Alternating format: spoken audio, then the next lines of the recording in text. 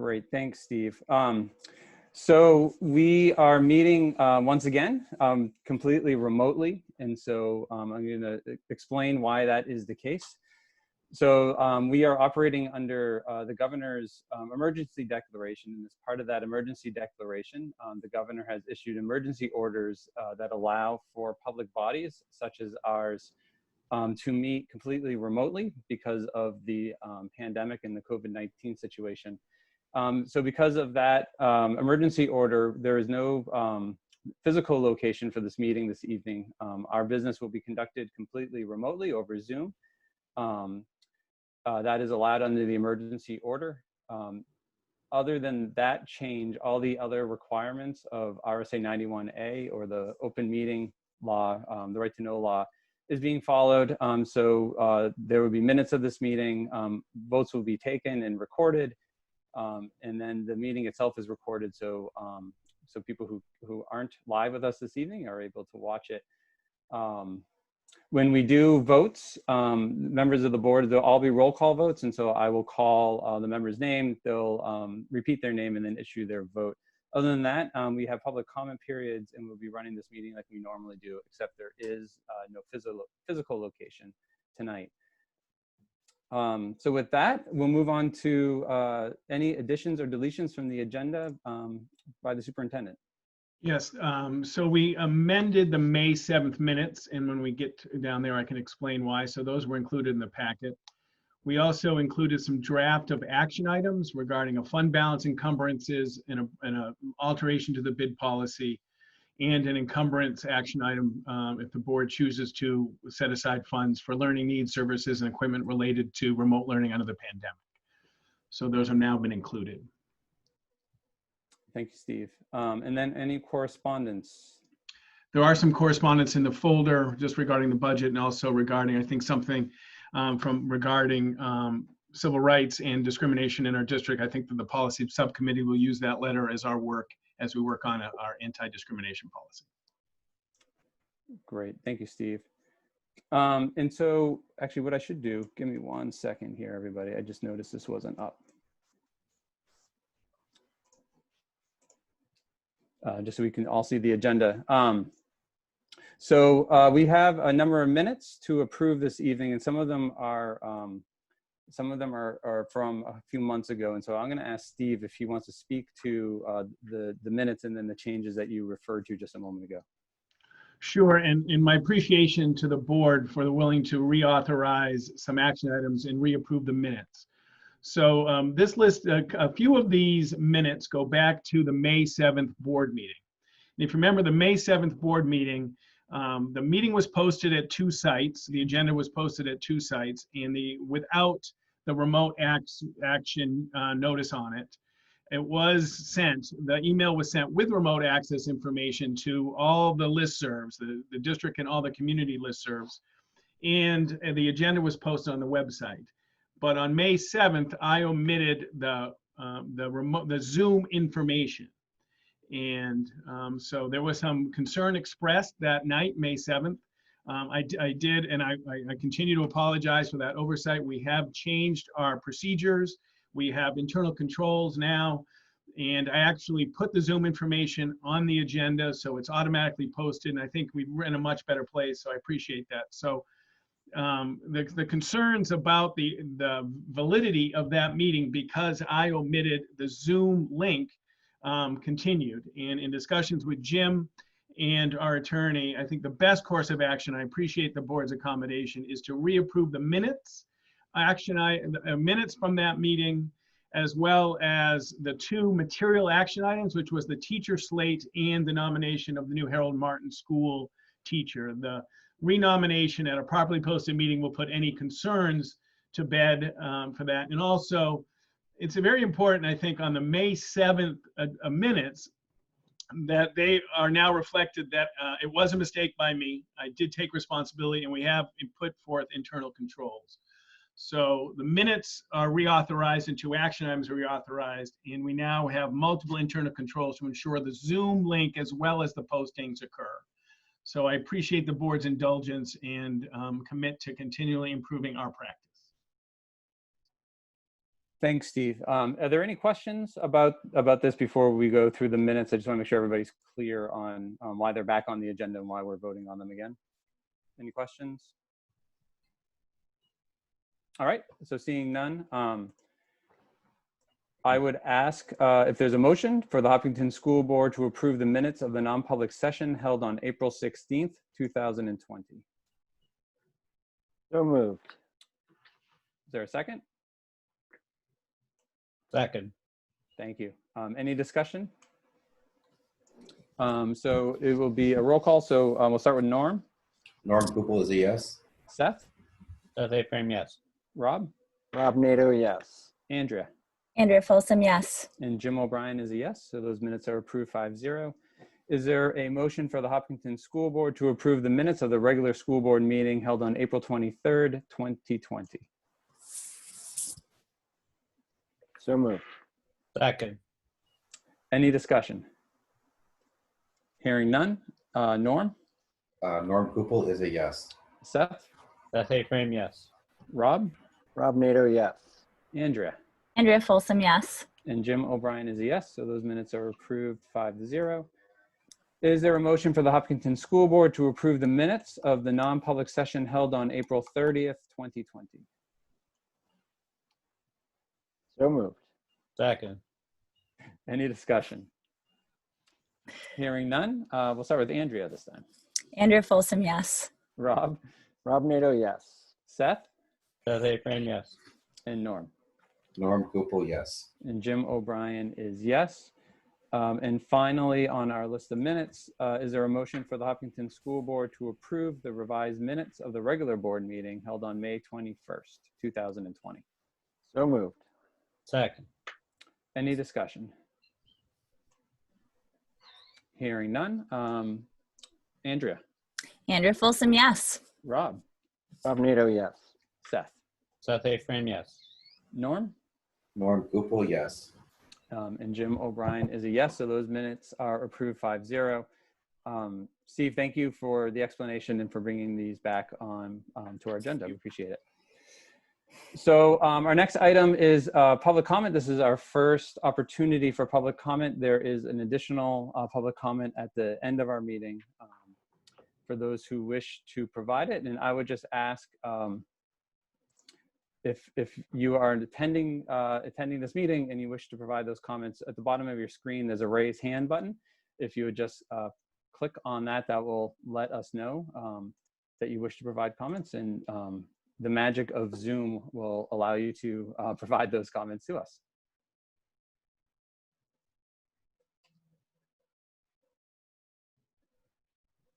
All right, so I'm not seeing any hands raised, and so I will close the public comment portion at this time. And again, there's another opportunity later in the meeting, and we'll move on to the next agenda item, which is comments from the Hopkinton School Board. And so maybe I'll just start in the order we started the voting at. So Norm.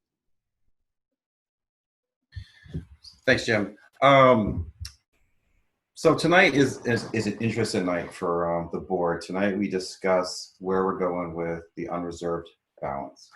And tonight's a good night because we're able to tell the taxpayers exactly, transparently, where the money is going. And I think that's very important to understand where we stand at the end of the year regarding the balance. There's quite a bit of discussion to go into that tonight that we have to discuss, and very big choices we have to make. One thing that, I've been wrapping my head around a little bit has been, where are we going with our budget? And for me, I think it's important that this board has a discussion about the budget. And I want to explain a little bit about that. We need to be able to go back to this community with a number. And I think it's important, before we establish this unreserved balance, we are able to go back to this town and say, this is what we feel is acceptable as a balance, as a budget for this town. There's a lot of variable reasons for that. We are able to establish a communication plan with this town saying, hey, this is where we are with our budget. This is where we are. This is what we believe that's best for kids, while also respecting our taxpayers' unlimited resources. I just feel that tonight's decision with the unreserved balance, we need to have a discussion about the budget. And for me as a school board member, and seeing that 0% increase was very scary. For me, I can't see us sitting on our hands respectfully, not given an opportunity to this town to discuss a number. I understand that we have discussed numerous times that it's in the hands of the school district moderator, but we are 5 people. We are the school board, and I think it's important for us to be able to look at the reductions that we talked about last week and determine on our agreed amount that we want to bring to this town. We already agreed to teachers' contracts. We already agreed to renew a bunch of things, and we have the foundation, we have the structure. Now we need to just have a discussion and say, hey, this is what we believe is what's best for the district. I want to talk about one thing that's important to me. This town has said, we've had 2 votes, and it was a no because the budget was an increase. And I want to really be honest with the public and tell them that, yes, some people voted against this budget because they felt there was a significant increase. Some people voted no because they thought the reductions were too much. And I really want to be clear on that. There was people in town who had messaged me saying, Norm, I voted no because the reduction was too much. So we, as a board, need, in my opinion, I'm asking this board tonight to have a discussion and confirming an amount for this town so we're able to move forward with both ends of the spectrum tonight on here is what you have for a budget, here's what we're returning to you, and here's what we can do for the next 6 weeks, and discuss this openly with the community on a better budget presentation. We can discuss it with them on our own communications plan and really have our meetings be about, okay, this is the day-to-day operations, because we know August 15th, we're going to have a discussion about this budget. We all have a different opinion about this, and I respect that as a board member, but this town elected 5 people. And each taxpayer has a voice, and I have a voice as a taxpayer and as a school board member. I think it's important that we take our knowledge and we put forward a budget set forth tonight. That's what I want to say. Thank you. Norm, I just want to make sure I understand. So you're suggesting that tonight you don't want to vote on a use of fund balance until we settle on a budget number, which I want to have a discussion. I want to have, I want to be able to give this community a plan of how our fund balance is going to apply to the budget, because I don't want us to be saying we're giving this back and then have an uncertain end to the equation. We don't know what's going to happen in August if we don't set some type of guideline saying this is what we agree to. It's our job as a board to come up with a number. I feel that's my personal opinion. Yeah, sure. But I guess I'm asking for the agenda this evening. You want us to vote on both a fund balance, what we're going to do with the fund balance, and also vote on what we think a budget should look like moving forward. I just want to make sure I would love for us to come up with a number tonight to say to the town, this is what we agree on. Okay. Thank you for clarifying. Yep. Seth.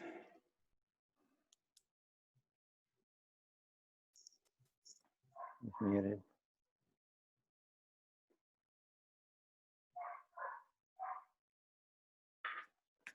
Sorry.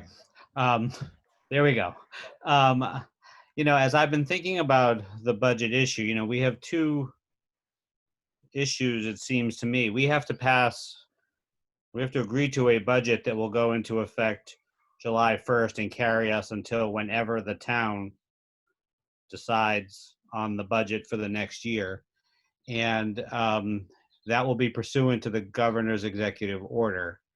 And I guess we've been running under the premise that requires a 0% budget. And I've gone back and looked at that, and I know we've had some discussions about that, and I know there's been some discussion with council about it, but I am interested in us having a robust discussion about whether we agree with council that we think we're legally required to have a 0 increase budget between now and when the town acts. My own legal mind suggests that's a difficult question, and may, it may create risk for us. But I guess I want to explore that question, because as I've looked at the 0 increase budget, it's not palatable to me. It cuts too much. It takes us to a place that's dangerous for the school, to me, dangerous to the town, and that doesn't mean that we won't have a number less than what we proposed May 30th, but I don't know that the law requires us to go all the way to the 0 increase budget. And so I'm hopeful that we can have a discussion about why that's required, what council's view is on that, and make an evaluation on that question before we just settle on we're required to do 0 increase. So that's something I'd like us to explore today. So Seth, if we have that sort of wrapped into our unreserved fund balance discussion, does that seem like a good place to have that? Yeah. I mean, I think these issues are all interlaced, but we have to make, seems like, am I right to say we have to make a decision, an interim decision by July 1st of what's the budget from July 1st to when the town acts? And we've been running on a premise that has to be a 0% from the prior budget. And I'm questioning whether that's so, and want to have a discussion about that. Yeah, so we can dive deeper into that. I think that it's less about, I think it's about, you mentioned risk. So what's the risk of spending more than a flat budget over the 45 days between July 1 and August 15th when a budget is set? So what's the risk if we expend dollars? And then it's really, the decision that we had made previous is, do we have enough confidence to issue contracts and have headroom to move forward with contracts, as well as operating sort of under Executive Order 38. So we can have a discussion about what we think is reasonable expenses. But the risk will be, even if we think it's a reasonable expense, and the town decides to vote on a different number, we will have to abide by what the town provides for us to be the budget. Whether or not we think that our reasonable expenses were in fact reasonable, that won't really be the discussion. We'll just have to adhere to a final number. But let's unpack that a bit more as we go down to the fund balance. Okay. It's a good question. Rob. Yeah, so I guess I would echo both what Norm and Seth have said. I've thought a lot about the term reasonable since last week's meeting and what that means. And I'm fairly certain in my unlegal mind that the governor's executive order did not necessarily say you have to operate on the same amount of money that you did last year, that you have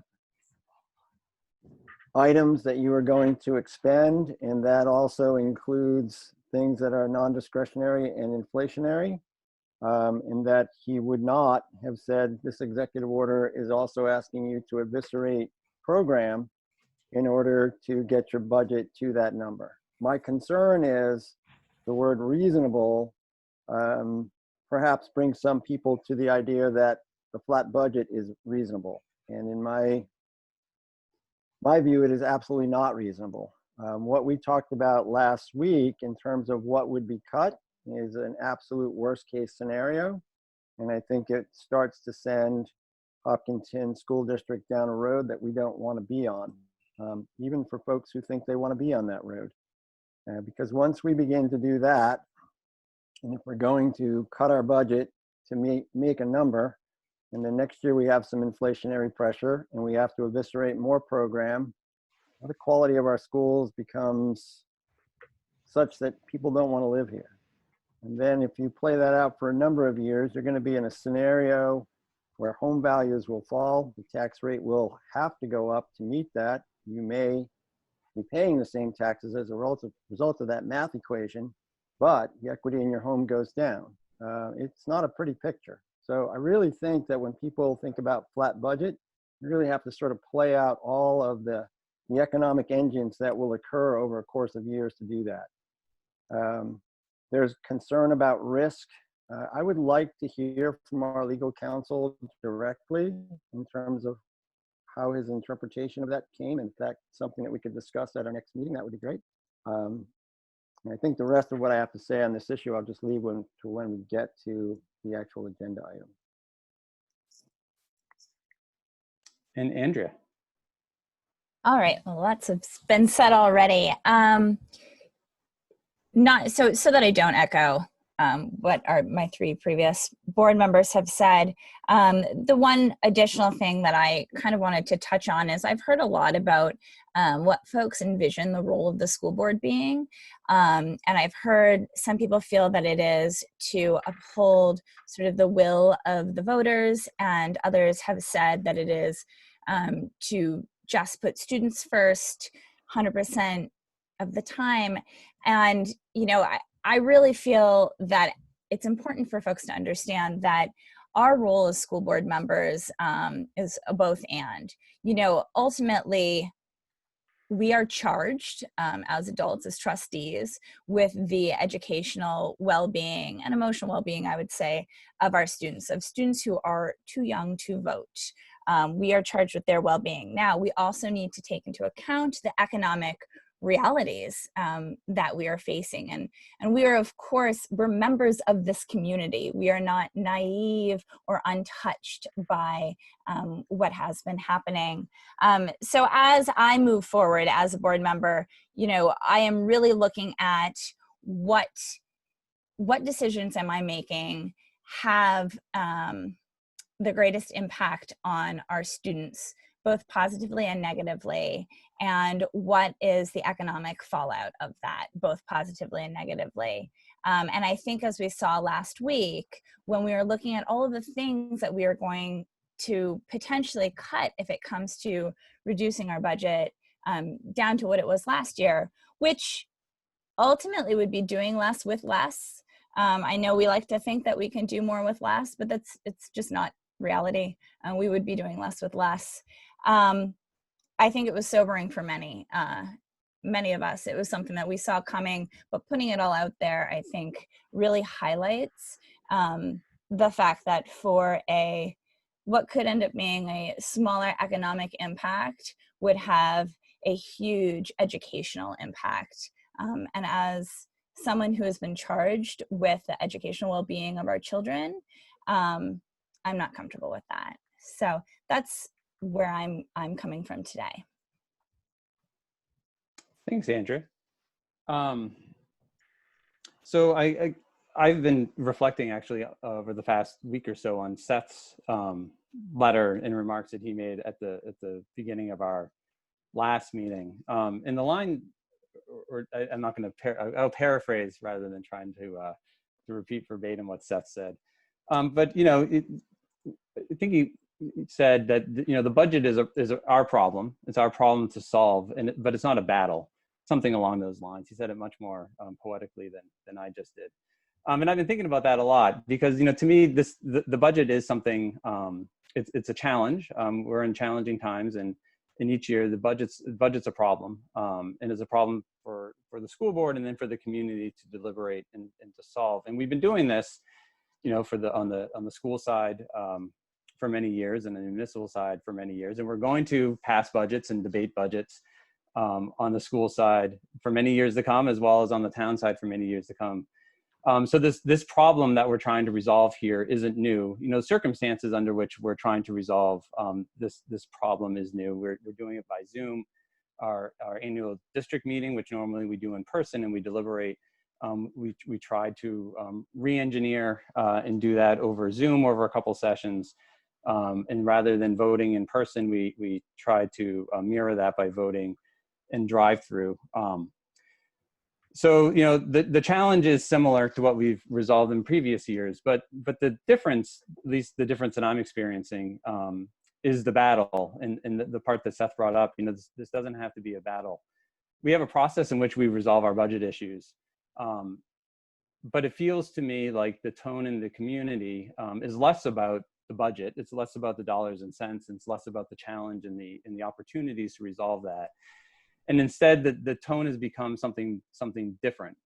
It feels like it's not about the budget, but it feels it's about one-upsmanship. I'm trying to choose my words carefully because I'm still struggling to really figure out how this tone has grown in the community. Some of it is historical. It's understandable. Some of it is the pandemic and the anxiety that people feel, both personal anxiety around their health and welfare, as well as economic anxiety. Those are all real.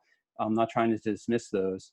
But you know, I just hope that as a community, that we try to set the right tone for the conversations that we're having, both with the board, but more importantly with each other in our social interactions on social media. We are a small community. It doesn't take that much to sort of to break the community bonds that bind us all together and why we live here in Hopkinton. But it does take a very long time to bring those community ties together. And just because we're typing things on a keyboard, those words still land with people and they still fracture relationships and they still impact communities. And so I'm just hoping that as we move through the process of developing and finalizing a budget on August 15th, which is going to happen, we're going to have a budget. It feels like we're not, but we'll get through this process, and then we're going to have another process and many more in the future. And so I just hope that the community who are very impassioned, who are very anxious, who all those feelings are real, can really just think about the tone and think about how that lands with their neighbors, with people they don't know, with the administration, with really, you know, their friends, because it is real. And I just get a sense that it's getting more and more, the tone sort of, it's increasing in its unpleasantness, maybe the right way to say it. And I just hope we can pull back because I do believe that even if we disagree on budget items, I think we all agree that we want to have a good school system, we want educated children, and we want a community in which we can all live and thrive. And so I think there's more that binds us together that separates us. And I just hope the tone that I'm seeing isn't one that lingers, and that community members can really think about how things are landing, what they're saying. So thanks for bearing with me for that. So we're going to move on to the next item under items for board discussion. And I'm going to look at Steve for, oh, I'm sorry, I missed one. The presentations and staff reports, that's what I was actually looking for before we got there. And so I believe Michelle is going to provide us with an updated financial report. Sure, if you don't mind, let's do a little bit of context. So what we're doing tonight is the board, so when there is fund balance beyond what is projected during the budget process, the board is charged with making a decision on what to do with that. And so typically there are three opportunities. It can return to the town to reduce the tax rate. It can go into tax rate stabilization to reduce the tax rate in the future, or it can be expended to meet board goals, whether it's facility or other budgetary goals. And Michelle has got pretty close. We're at June 25th, so we're pretty close to the end of the fiscal year. So she has done a great job working with our schools to close POs and take a look at where we are and project pretty close. It's not finite yet because we will even get some closing POs and some purchases changed as we move on. But Michelle is ready to give the most recent update in status where we are on the fund balance for the board to make a decision through an action item in full view about what to do with those excess funds. And so if we can turn it over to Michelle. Michelle, thank you for doing another financial and projecting the fund balance as you've become probably really one of the experts in the field at doing that work. Oh, well, thank you. So tonight, as Steve just mentioned, is yet another financial. I can't say enough that, you know, there's lots of things that are still going to happen, but I'm always conservative. So this number will increase. To what extent, I'm not sure, until really the audit is the end of the month. So we have to have everything pretty much wrapped up in a bow by the 3rd week in July. Why I say that is just because I just want, even though we always are, I just want it to be very clear, because again, yet it will change.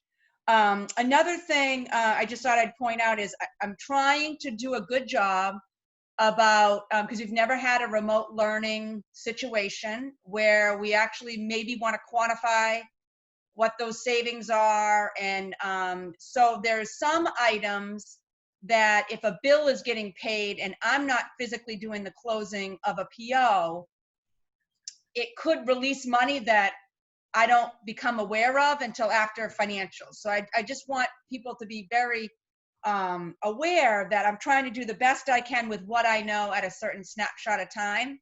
And it really relates to the expenditure side. I don't really foresee anything different to happen on the revenue side now, because we kind of know a lot of those pieces. Another thing that you're going to start to see is we're starting to receive Medicaid money again. And so as people know, or maybe some might not know, there was a period of time this year where we couldn't, and it wasn't just us, it was other districts in the state, submit for reimbursement. Things have changed, and the process has changed, and so we're able to get funding. So once Mandy Hibbard gets on, the new Director of Student Services, that'll be one of the things that Steve and I talk with her about, our comfort level, because we should change our revenue projections for next year, which we normally do before we set the tax rate. But obviously this year's a little bit different, but I think that's also an element that might help with the equation, but we just don't know that part yet. So I just want to make sure, because some people might ask about it and stuff, because we don't have anything in the budget for next year. So I just want to make sure I don't overlook that important item. So on the financial, in the memo, I kind of point out the various items, and then I attached also kind of a breakdown of the remote learning. And so from what I could see is there was about just over $45,000 that again relates to remote learning. One key point, a lot of people might say food service. How come that really affects the general fund? Well, because we cover the deficit, it kind of does. Because we're always putting in as an additional expenditure on the general fund side as the actual amount of the deficit of food service, as well as other items that would come up. And that's purely because of obviously the food POs and milk POs weren't released enough based on what we were going to really come into, because we actually were doing some kind of food service program. So I guess with that, I'm sorry, a lot of information and a lot of stuff, but I just felt that those were important things, and I'd love to answer anybody's questions if they have any.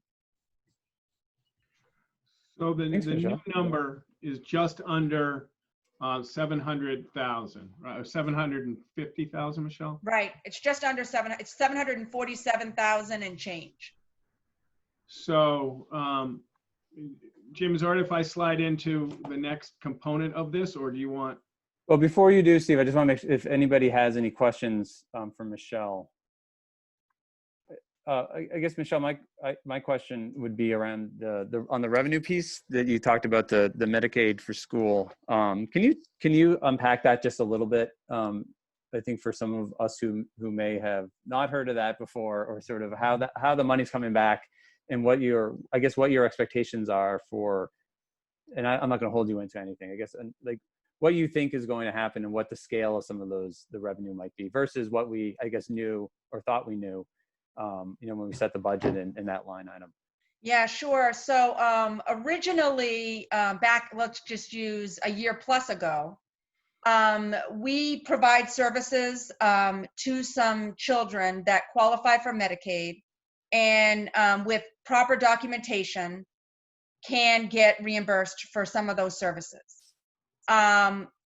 throughout the state, there was trying to think of the right word, but there were some things that the state found that possibly all the I's weren't dotted in all the states, all the school districts in the state.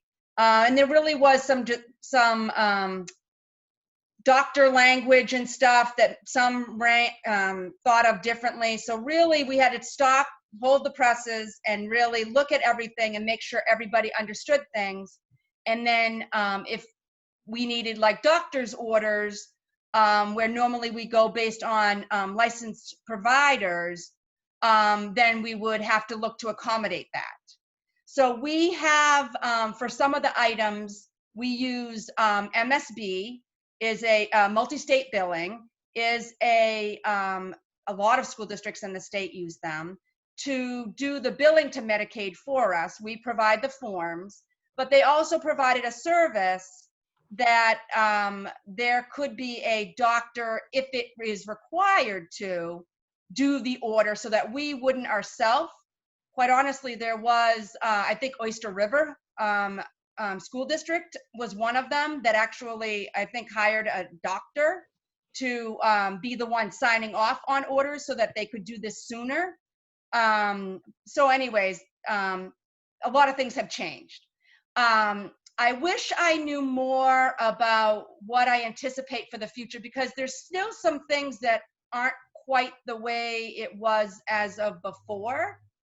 And because we've been kind of in this remote learning setup, and Becky's not upstairs and I'm not downstairs, and Steve's not down the hall, we really haven't slayed that dragon. Quite honestly, I didn't even realize that actually we were at a better place than I thought until we started getting a couple checks recently. So I wish I had more on that avenue. I can say I want, within the last 2 checks, over $20,000, I believe, or by, just about over $20,000 was received. Now, those services could have gone back 6 months ago, 8 months ago, because we can back bill up until a certain point. And so that's the other kicker, is that we put in and submit information, but when all the information is done and certified by every individual, that's when then it goes to Medicaid and then we get reimbursed. There's some cases that we get reimbursed a year later, and this was even in with the old setting.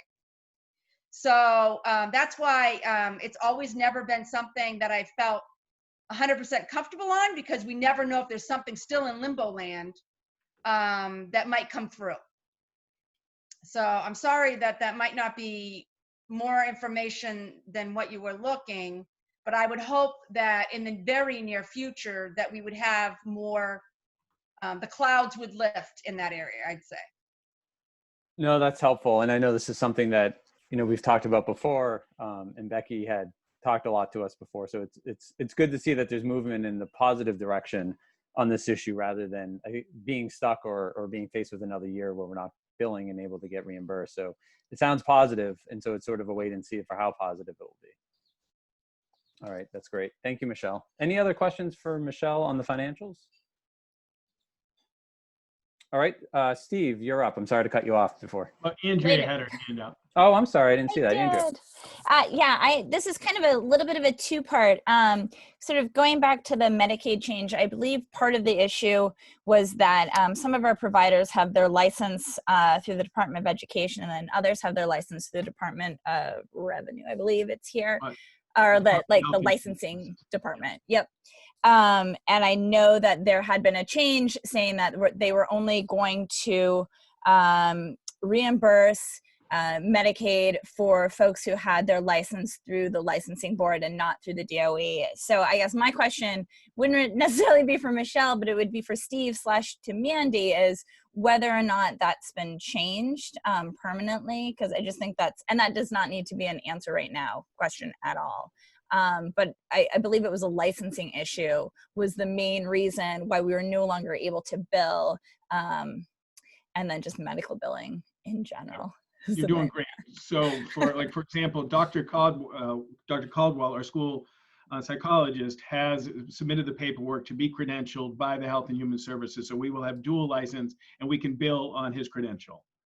And I really appreciate his work, getting all his transcripts and submitting them. And he's kind of grandfathered in this time.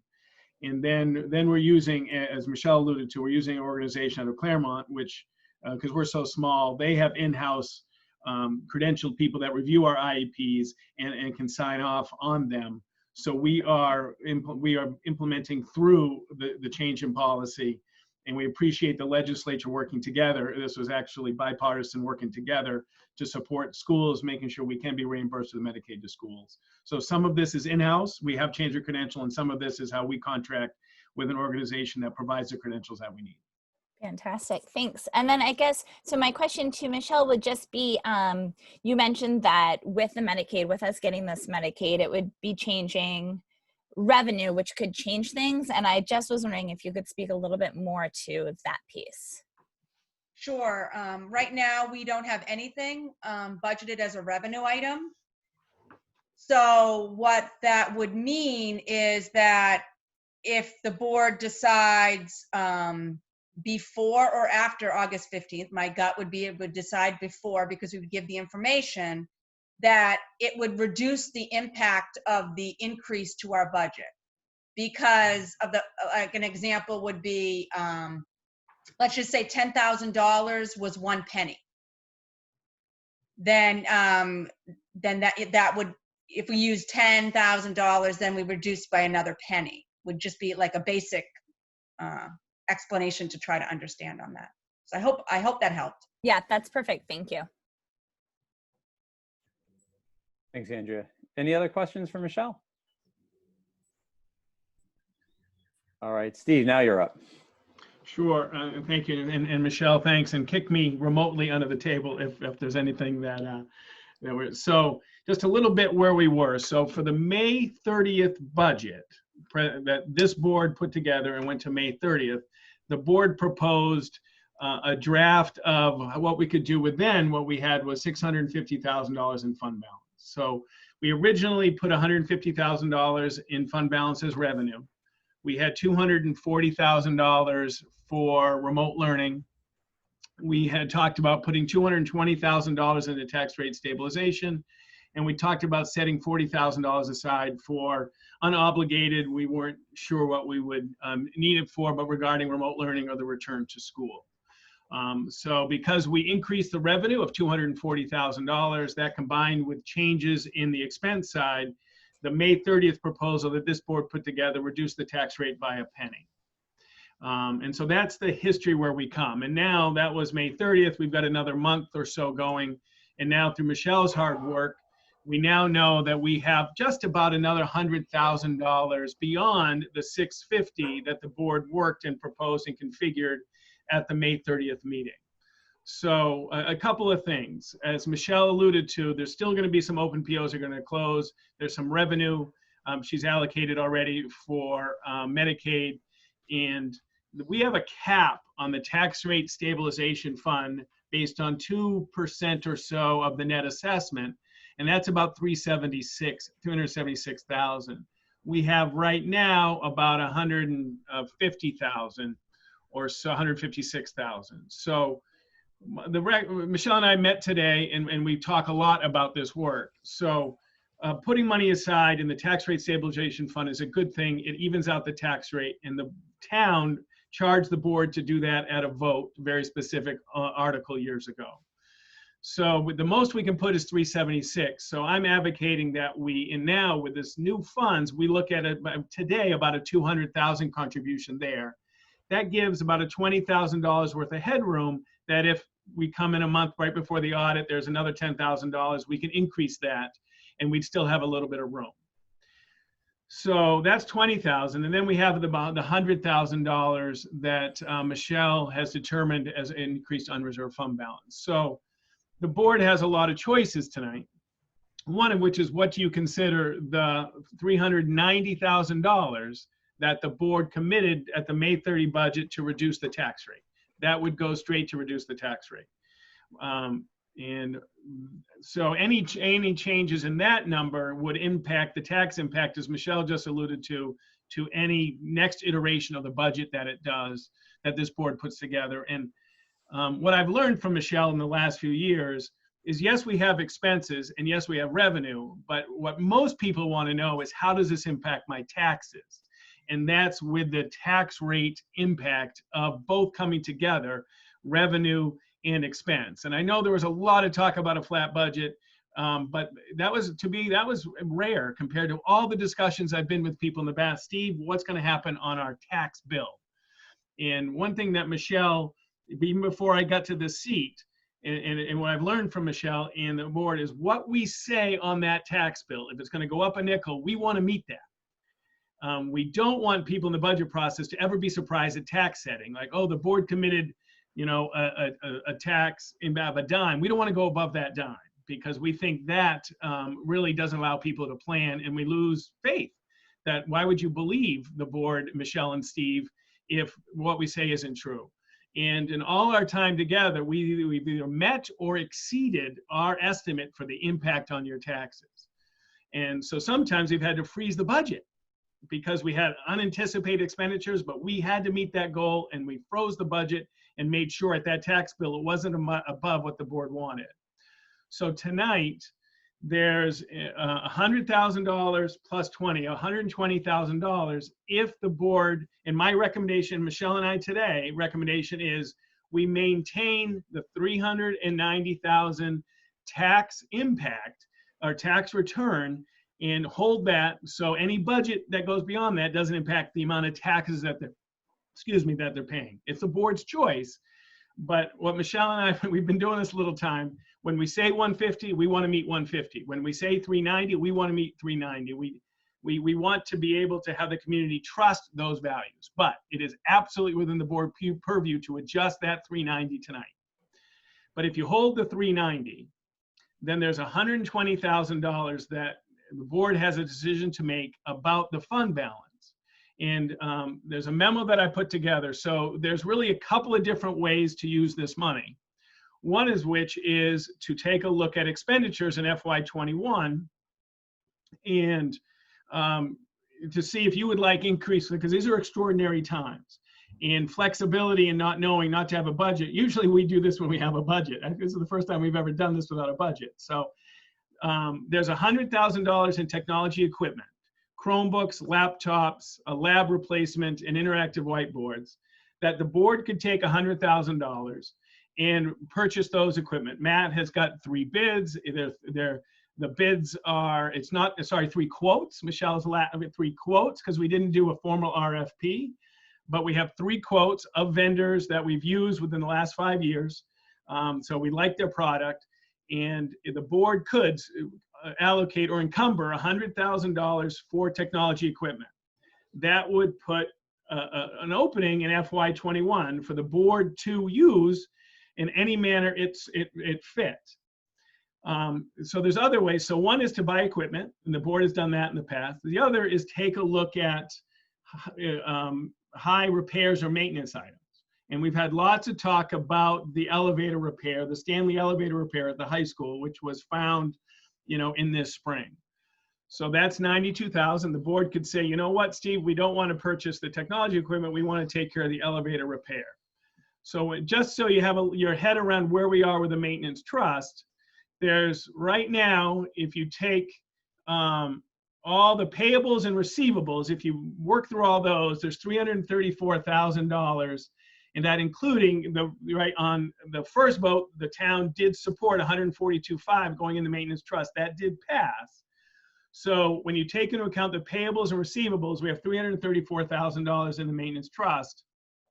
If the 3 projects here plus the other work that's planned in the CIP, we have about $350,000 worth of work to do. So the board could say, Steve, we want to knock out some maintenance stuff, and we want to do the $92,000. Now, there was been some concern about the $92,000, so I spent some time with Gordon Bristol, our OPM, talking about how elevator repair works. So it's a very old elevator. It's an elevator that it's a Stanley brand. There's Otis and there's Stanley, and we were informed and supported by our facility group that because it's so old, these parts are hard to find.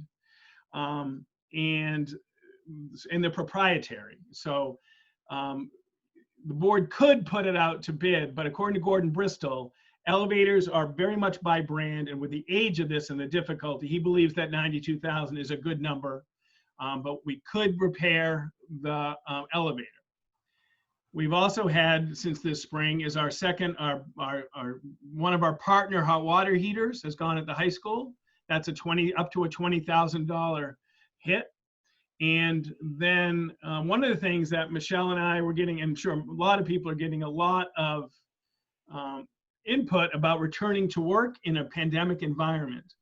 And one of the concerns we've talked about our current and as well as a facility, for example, is increasing the filter to a higher MERV ratio, so we have better filtering at our schools, and we run our circulation more often at our schools. Well, in our schools, they're system-wide, so we can turn on and run the circulation, and we can change filters to help that when we return.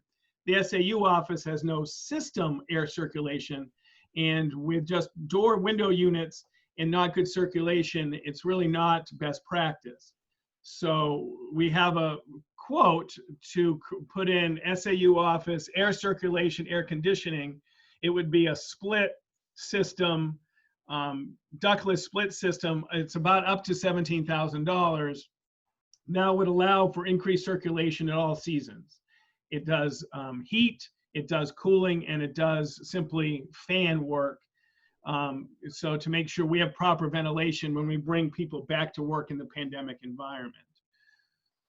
So the other piece is, and I really appreciate and recognize the board's forethought in taking a look at that $40,000 as unobligated, and working with Becky and working with Michelle and our auditors, we have been approved for an action item that encumbers that 40 to support student learning needs, services, or equipment necessary to remote learning and under a pandemic. And so that targeted expense can be set aside for any expense related to those things. If we have students that need additional services, if we have students that need additional equipment, or we have students that need some learning, we can take $40,000 from this and allocate it for next year. That combined with the CARES fund gives you, between $70,000 and $80,000 in reserve to support extenuating circumstances due to the pandemic. So that's where we are. So if we hold to the May 30 proposal, it would be $390 to the tax rate.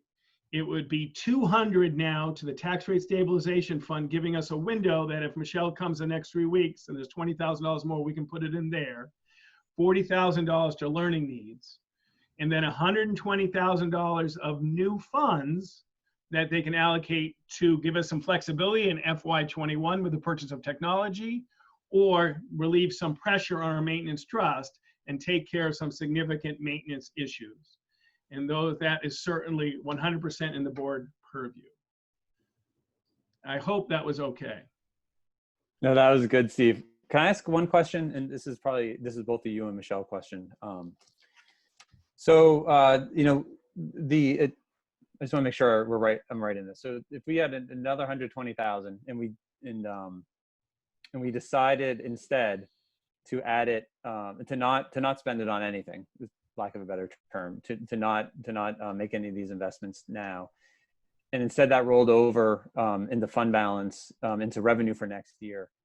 What I heard you guys say when we discussed the plan rolling up to the May 30th board meeting is that anything above 390 in terms of fund balance or additional revenue, and sort of how you started this conversation, that you had concerns of whether or not you would be able to meet that commitment to have that sort of at the end of the year in fund balance in order to, ensure the same revenue going forward. And so I guess I just want I think I heard you say that, but I guess I want to ask that question again.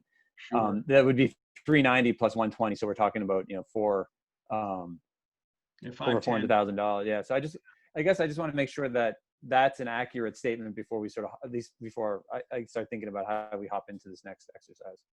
Sure. And thank you. So what happened in the last 4 years, each year the fund balance crept up, 350, 450, and 500. And then remember, the credibility of the board and Michelle and and me as a superintendent is really important to us. So as that number crept up to $500,000, we had to meet that, because if you only came up with $400,000, that $100,000 is 13 cents on the tax rate before you even begin the budget. So this year, it was the Matt, Bill, Norm, Jim, and Liz board. During the budget presentation, I said it's really important we reset the fund balance to 150. Well, that was a bitter pill to swallow, because that was $300,000 less in revenue. So our tax rate was up 39 cents before we even started. But it was really important to do that if we were going to implement a budget that was approved at town meeting. And it was a bitter pill. And then we had the 240 from the remote learning, and we went to 390, which was, Michelle and I were okay. But if we go higher than that, we're going to be right back where, if we don't get to 500, we'll be 13 cents on the tax rate before we even start. So our hope was to use the excess to knock off some significant facility projects. But yes, you are 100% correct. If we put the 120 in as tax, then we wouldn't have the ability, we'd have peaks and valleys. And we heard from the community when they input approved the tax rate stabilization funds. Steve and the school board, Michelle, let's level the tax rate out so we don't have huge peaks and huge valleys. And putting away, we'll have $350,000 in our tax rate stabilization fund to help compensate if we lose state revenue, and also now we'll hopefully have some state Medicaid fund to support, to leverage or take on the lack in state revenue. So it was a hard thing to do. I admire the board for doing it. It's necessary so we can implement a budget. Thanks, Steve. Appreciate that. Other questions, and maybe questions on this item or others that may not be on this list, and sort of how they got here. I have a question, Steve. So Sure. two questions actually. So the first one is the 40,000, that's an already finished deal. That's not part of this 120, correct? That is correct. Okay. That is now obligating the unobligated at May 30 to learning needs through the pandemic. Okay. What's the downside of not buying the technology now? So in other words, are we prepared? Do we have enough Chromebooks, iPads, everything to move forward into next year? What's the downside of not doing that? Sure. So, and Matt and I had this discussion. The critical components now are the Chromebooks and staff laptops supporting high quality devices if we go remote. So you could take some of this, and Matt was absolutely understandable that if we held on the replacement of the lab, which is going to be downshifted, or the interactive whiteboards, those could be phase 2 of this technology. But for the staff laptops and Chromebooks, those are essential for the possibility that we'll be either in remote early or partial remote. But if the board wanted the ultimate flexibility in FY21, it would be to purchase it all. And what of that 100,000, how much of that is staff laptops, Chromebooks, if and when we stay remote? I'm going to let Matt Stone text me very quickly Okay. or ask him if he wants to bump up. But he said some of this was a $10,000 piece. I'm not sure if that was just interactive whiteboards or the lab. So I have great faith that Mr. Stone will send me, as I saw him on there, he'll either send me to it right away. Okay. Well, we'll wait for that, and I'll let somebody else get a question in here. Thanks. Thank you. Other questions? I'll jump on with another question. The whiteboards were 10. The Maple Street School lab he'll get for me in a minute. That was part of my question, so that's great. So I'm wondering, is it possible to split the elevator repair between some of our current fund undesignated fund balance and some of our CIP? Can we do that? Even though they're kind of in 2 years? Yeah, because we're going to encumber, and we have the maintenance trust. So I think I saw Michelle nodding her head. So I believe yes, that the board has the ability to do that. Okay. That was my question. The only thing I will say, I don't imagine this happening, but we do have to have a public hearing to withdraw anything from the maintenance trust. It's possible that the board encumber the money, we have the public hearing and the input, because we can't move forward with a PO until we actually have the public hearing. The input is, we don't want to deal with that, we don't want to do that. And so it's conceivable that could happen. I think it's highly unlikely, but I just pointed out because we do have to go through that one additional step. Thanks. Well, and I hope folks would recognize the necessity of having an accessible building. And So- Rob, it's 2/3, 1/3, 1/3, 2/3 Chromebooks and staff books, 1/3 Maple Street Lab and interactive printing. So 3367. Could someone do the math for me based on our presentation last week that we did on the reductions for the flat budget? If we were to spend 120,000, and you know how it's supposed to replace something in the budget, what does that bring us for discretionary increase on that? If I'm understanding that correctly, so we had like what, 93 difference between Steve's and the 0%. I know there was a difference between that. What was that number? I'm sorry, I'm not sure if I understand the question. Let me explain it to you. So last week you gave us a presentation on what the flat budget looked like for next year. And you gave us a little more than the flat budget so we could go back and forth. So if we're taking 100,000 or so for laptops, that is removed from the budget. And wouldn't that give us more of an option in that budget so we could say, okay, you know what, we want the numerous assistant, we want to keep this position. What is that number for flexibility for the board? I'm sorry I wasn't clear.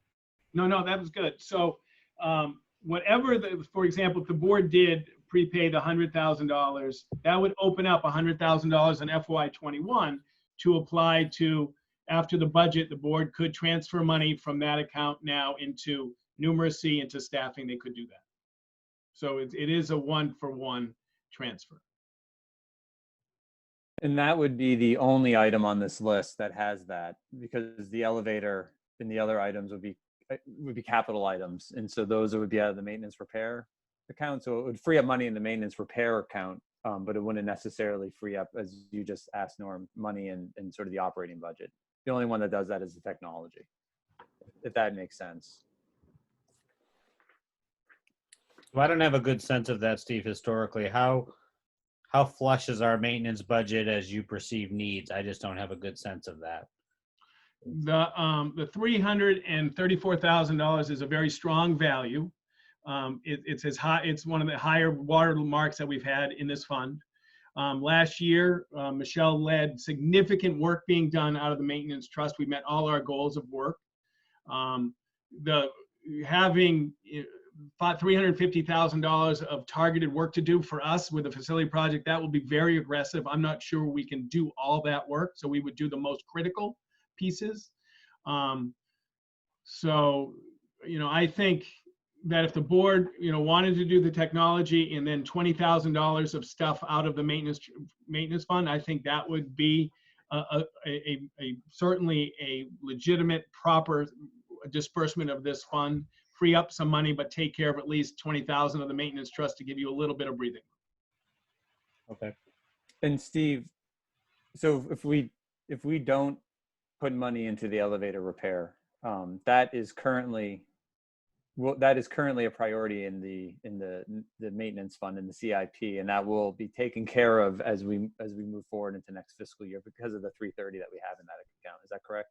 That is correct. We would be having, if we decided we'd be having a public hearing, we'd be trying to get that done this summer. We want that elevator. We have students that is an essential part of their being in school, and even without the assuredness we go back, we cannot have the elevator not ready to go. So we'd be working on that this summer. And then another question I have is on the SAU office piece, and and we spoke about it, and you had mentioned, this was part of return back to work, and one of the recommendations in terms of air circulation to ensure that, this health and safety of our staff. And so I would assume, I assume that we could also use the CARES money if we chose to cover these expenses. Although that would then just mean we would have less CARES money to use for other unknowns that are going to prop up. But I guess I just want to ask that question.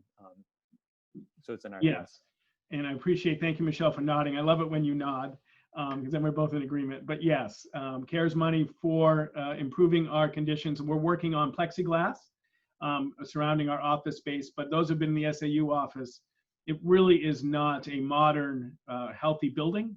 So adding a proper circulation under this environment, I know would make people feel better. It's not just about, it's not, I've been there 11 years. We haven't just put in air conditioning. This is really about circulation under the pandemic. It's not just about cooling for the SAU, in all seriousness. No, and your write-up explains that pretty clearly. So thank you. Other questions or thoughts? Steve, how necessary, and that might not be the right word, can you just talk a little bit about this hot water heater that's apparently gone? Yeah, again, that will be a priority out of the maintenance trust.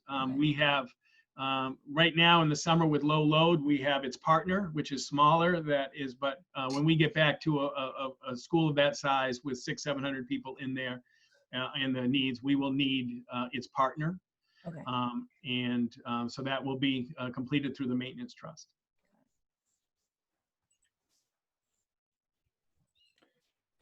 Steve, what would you, you're in our shoes.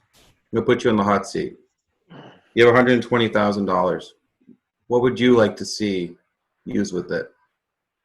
At this stage, I think giving this board, under these unique circumstances, without having a determined budget, as much flexibility as they go in and the budget gets determined, I think is important. So the prepaying of the technology gives the board just flexibility and options.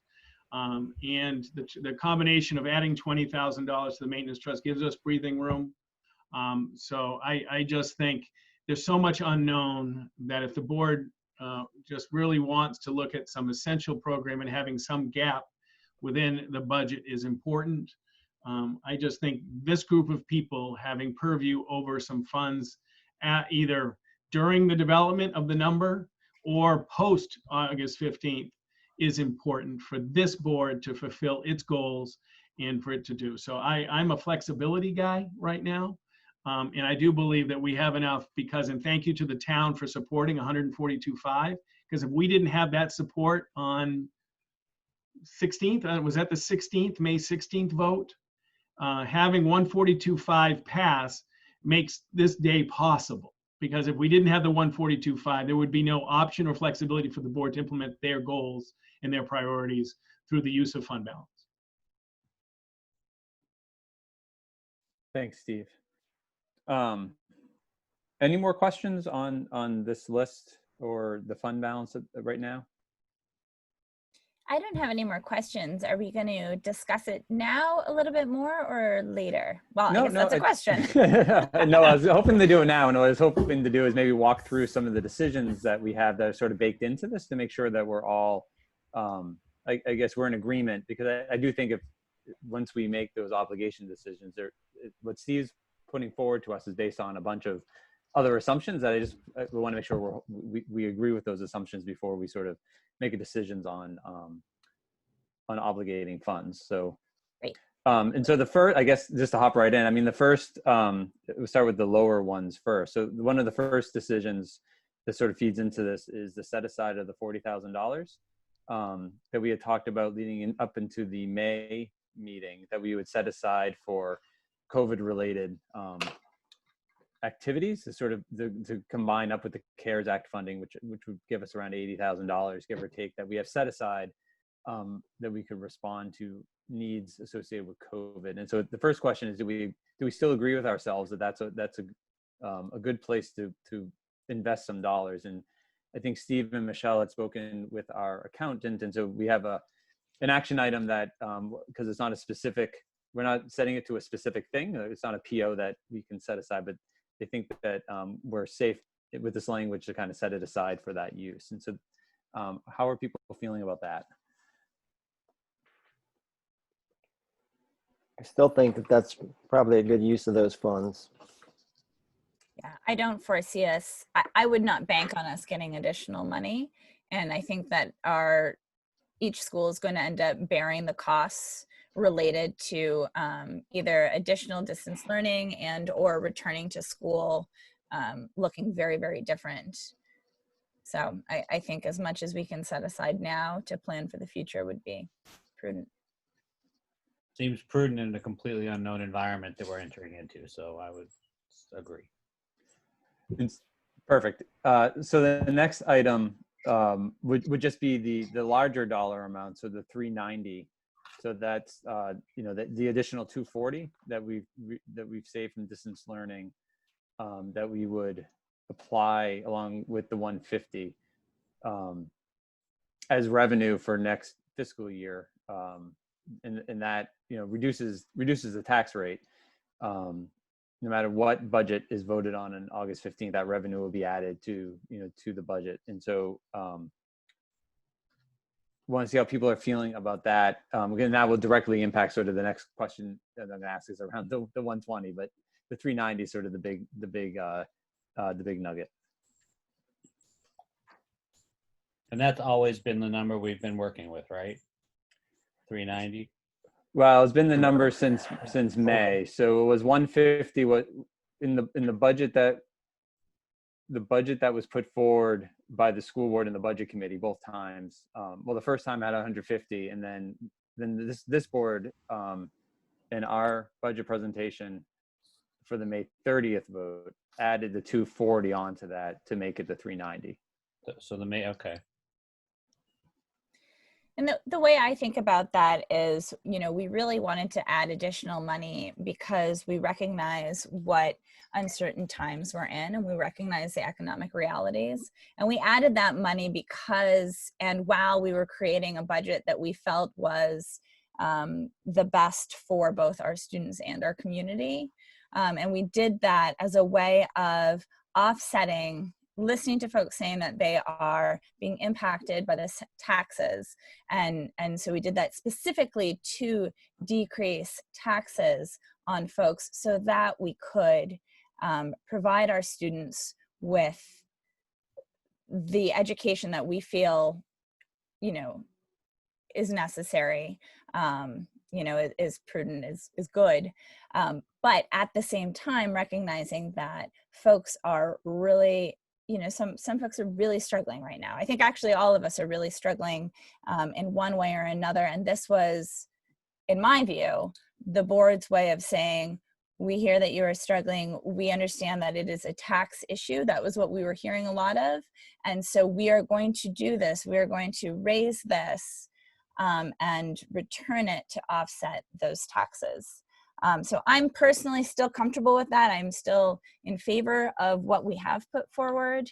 And so I would still be comfortable returning that money in the same good faith as we had previously.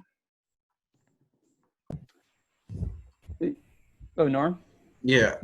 So the 390, I'm comfortable with returning that to the taxpayers, of course, and going back to our May 30th proposal, which Andrea was spot on in regards to that. But kind of a little bit what I discussed in my opening remarks, I would like to see a commitment of a time where we say, okay, this is what we propose to the town, so we don't go into August with an unknown at the end of this equation. And I want to really reiterate that to us, that we say, okay, today we are required to come up with a number. We have to go back to the town with numbers because we're end of the fiscal year. But I think this board needs to look at this so we can give this town an opportunity to digest what we chose as a budget, because we have multiple moving pieces in this decision tonight. We have $100,000 potential that we could pay for laptops, which opens up the numerous assistant. We have this right here where it's going to help establish lower their tax rate. I believe if we commit to a dollar amount, it gives us an opportunity to say, hey, this is what's included in the school board, and then this is what's going back to the taxpayers. So there's a firm explanation to this community, so everyone is on the same page with what we're doing. I think the last time in May there was a lot of confusion, and a lot of people did not know the ramifications of that vote. A lot of people were confused. A lot of people reached out to me asking, hey, which way I vote, and I explained the impact. But I think we need to approach the community better with better communications and really explain to them the impact of the choices we make. So I explore this board to set a date really soon where we say, okay, this is what we want to go forward August 15th. Because this will help us put all the pieces together in order to make a clear presentation to this public. So Norm, you're okay with the 390? Yes, are you okay with maybe having a discussion about a commitment for, Yeah, we're trying to. Yeah, we're trying to get there. So I'm just. Okay. I just want to make sure. Yeah. I just didn't want to move on to the next thing. Okay. Thanks. So Steve, I think you already answered this, but now I think I understand it better. Can you explain to me again? So you take the 100,000, you buy the computers. How is that different than putting the money? What is the different impact of doing that versus putting the money into next year's budget? And I think you explained this, but now I wanted to explain it again because I think I understand it better. Sure. By taking $100,000 and purchasing technology equipment that would have been in FY21, we have that space now in FY21 that the board can reallocate to other priorities. If I took $100,000 more and just pushed it into next year's revenue, how does that change the end result? So then that goes to fund balance, and the board cannot reallocate that to any other expenditure. Okay. By purchasing technology equipment that holds a spot in FY21, frees up money in FY21 for the board. The board could put that in fund balance, or the board could support other goals. But if it goes back to the taxpayer as part of the 390 to say 490, then there is no opportunity to, there's no savings this year that helps FY21. Seth, does that make sense? Are you getting that? Or when we say it goes back to the taxpayer, does that mean it goes into our budget next year and we just tax the people less? Yeah, so it goes into revenue. And so when it's in revenue, it would mean that we would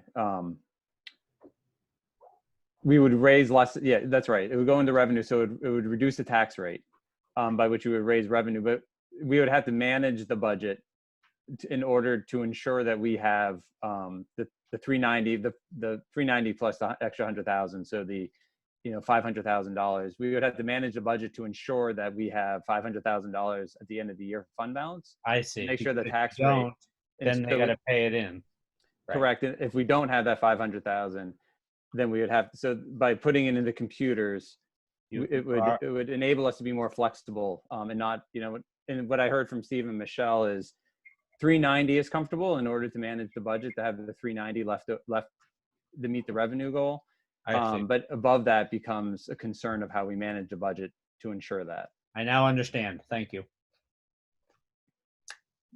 And we can only spend what we have put into our expenditures, correct? So if we don't put it into the expenditures, we can't, even if we have that revenue, we can't spend it. Right. So whatever the warrant article says is how much you can expend. And as Michelle talked about last meeting, we have a federal projects umbrella that allows us to accept, for example, if the federal government said, we want to give you $150,000 more for CARES, we actually have that capacity in the vote. But we'd have an expense and a revenue to offset, so it would never hit the tax rate. This happened, for those of you who remember, we had ERA money. And the town got ERA funds, and that was the stimulus in 08-09. And we came very, very close to not being able to accept or expend money because we didn't have enough in the federal project line to do that. So we adjusted it, and it was actually, it was hard to, on one end of the budget, it looked like we were having a massive increase, but we increased the revenue at the same time. So it was a zero impact on the tax. But that's why if you just look at expense, oh my gosh, you're spending all this money. That's why you have to look at both revenue and expense, because we will not have an expense unless we have a revenue to offset it. And we'll talk a little bit about federal funds when we talk about the general assurances or the federal grants in a minute. But you got to look at both revenue and expense. I hope that helps. Thanks, Steve. I mean, on the 390 for myself, I'm very supportive of us continuing with sort of this commitment, mostly because, I mean, I still think that the budget we put forward on May 30th was incredibly reasonable. I think it was under a 3% increase, and those increases were based upon expenses that we had no control over. It's increases in healthcare costs, it's a bond cost. And so I still think that was a very prudent budget that we put forward. And the $390,000 enabled us to bring the tax rate to zero or -1 cent, but a zero tax rate. And you know, when I think about this, you know, we pay tax rates, we don't pay budgets. And so I feel that our proposal was very prudent and met the needs, I think, where the taxpayers are of getting to a flat tax rate. And you know, budgets increase, and it's what we need to do is create a sustainable budget, which I think you know, less than a 3% budget with a zero tax rate impact is a pretty reasonable budget. I think a sustainable budget is different than an austerity budget. And to me, a flat budget is an austerity budget. And that's where I have problems. I look at the cuts that were made or put forward, and those are austerity measures. I think the proposal that we had put forward on May 30th was a sustainable budget with a low rate of growth and a flat tax rate. So my hope is that as we move forward and we have the conversation around what does a sustainable budget look like and what do we want to put forward for a concept for August 15th, in my mind, it's something close to, you know, a zero tax rate impact and a sustainable rate of growth. To me, that's fair, that's prudent. And the 390 enables us to do that and to have that in our ability. If we use those dollars for other purposes, then I think it's harder for us to make that commitment of getting towards a zero tax rate impact and sustainable spending for the district. Any other thoughts on the 390 before I think we move on to the next item? So seeing none, it seems like we're all in agreement there. And so then the last piece is on the 120, because we've covered the $40,000. Oh, I'm sorry, there is one other component. We covered the $40,000, the 390. And the last piece would be around the Article 10 tax rate stabilization funds. And so in our May 30th proposal, we had it was 220 that we had put set aside that maxed out the tax rate stabilization fund. That's a non-lapsing account that, you know, the board can draw on at tax rate setting time to stabilize the tax rate. Steve's recommendation in this memo is that we put $200,000 into that rather than $220,000. And so I want to get thoughts and people's perspective on that before we move on, because that then will dictate the 120 or less if we decide to do something different. So what I took Steve to be saying is he's optimistic that there could be some additional funds, and that provides a good place to put it. Yes. So with that rationale, it makes sense to me. And if there's funding over $20,000 that comes about, then that would go into fund balance and use offset taxes. It would go to the 390. Okay. If that makes sense. You are correct. Thank you. Does anybody have a problem with the $200,000 to Article 10? No. Okay. So then the last question is, so that means we have $120,000. And if we don't want to increase the fund balance, because of all the reasons we already spoke about, we do have this list. And so what are people thinking in terms of how to allocate that 120? I would think that the best thing to do initially is the technology equipment and move forward with that.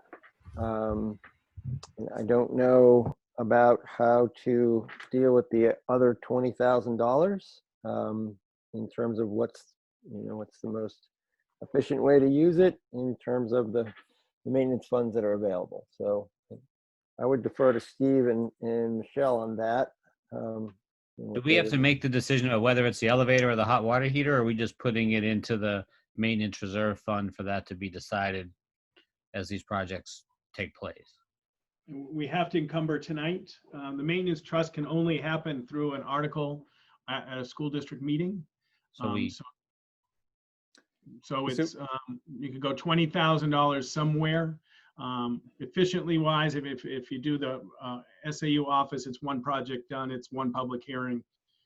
It's just the efficient way to do it. We'll hit all the others through the maintenance trust as well, but it's just up to you all. So just that we can't put any money in, so it would just be that the board would encumber the money, kind of similar to the technology, and it would go into next year's budget from the encumbrance. So it's not going to go in and out of the trust fund, because the only way to do it in it is at school district meeting. Thank you, Michelle. So is there any, I guess the better way to ask this, is there any disagreement on Rob's suggestion for the 100,000 on the technology equipment? No, I think it is the best. I have to say I'm a little bummed having to draw money already out of the maintenance trust. I had really hoped for us to be able to build that up a little bit more, because I would really like to engage in continued long-term planning there. But I also recognize the times we're in. I think I'd probably end up doing it in technology and then the hot water heater, since that's a required, and it's also exactly $20,000.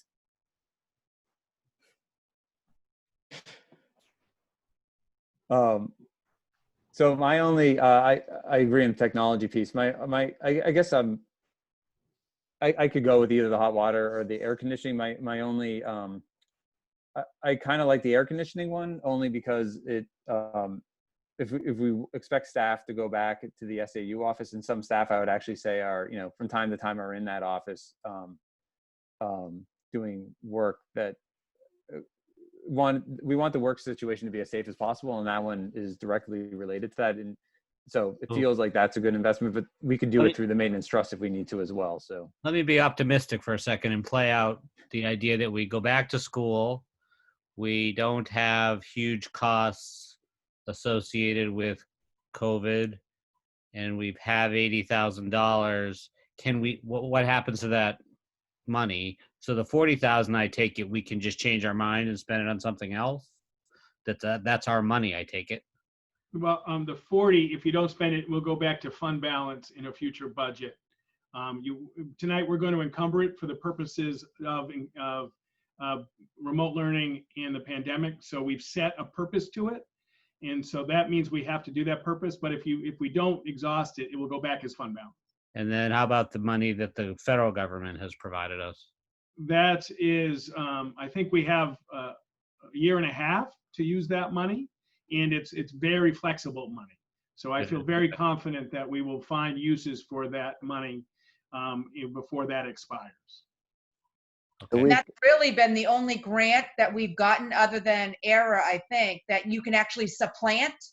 Most federal grants that we get from the state, you can't, like, if we have a budget cut and we need it, we want to look at a grant.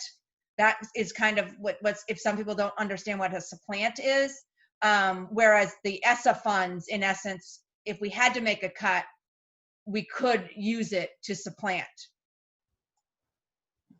But we could also then use that money, I mean, for all of the kids who weren't able to access services while we were doing distance learning and may either need catch-up services or social emotional services, we would be able to spend the money that would, I would assume, but correct me if I'm wrong, be captured under pandemic Yep. situation. Oh, yeah, I was just So going based on what Seth was talking about. That Oh, I best agree. case scenario, yeah. Yeah. But yes, it's flexible money, that social emotional equipment, cleaning. It really is broad use, intended to be broad use to help districts meet some of the unanticipated need to this. And Steve, I think I heard you say earlier that the air circulation at the SAU could also be captured with CARES money.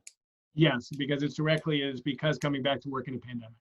Yeah. So I mean, given that, and that they're not going to pay for our hot water heater, I would prefer to pay for the technology and the hot water heater with the money and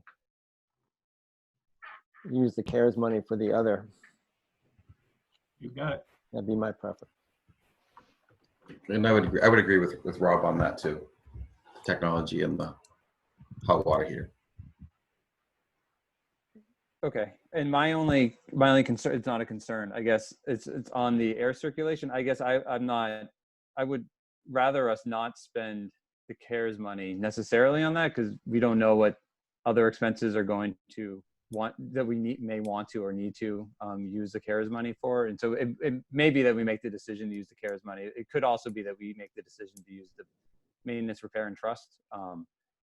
But that's a decision we don't have to make tonight. But it's more like how much need are we going to have as we kind of get the back to school plan together, and that $80,000 may go up pretty quick. And so, but either way is fine. I don't want to commit ourselves to the CARES money paying for that at this moment.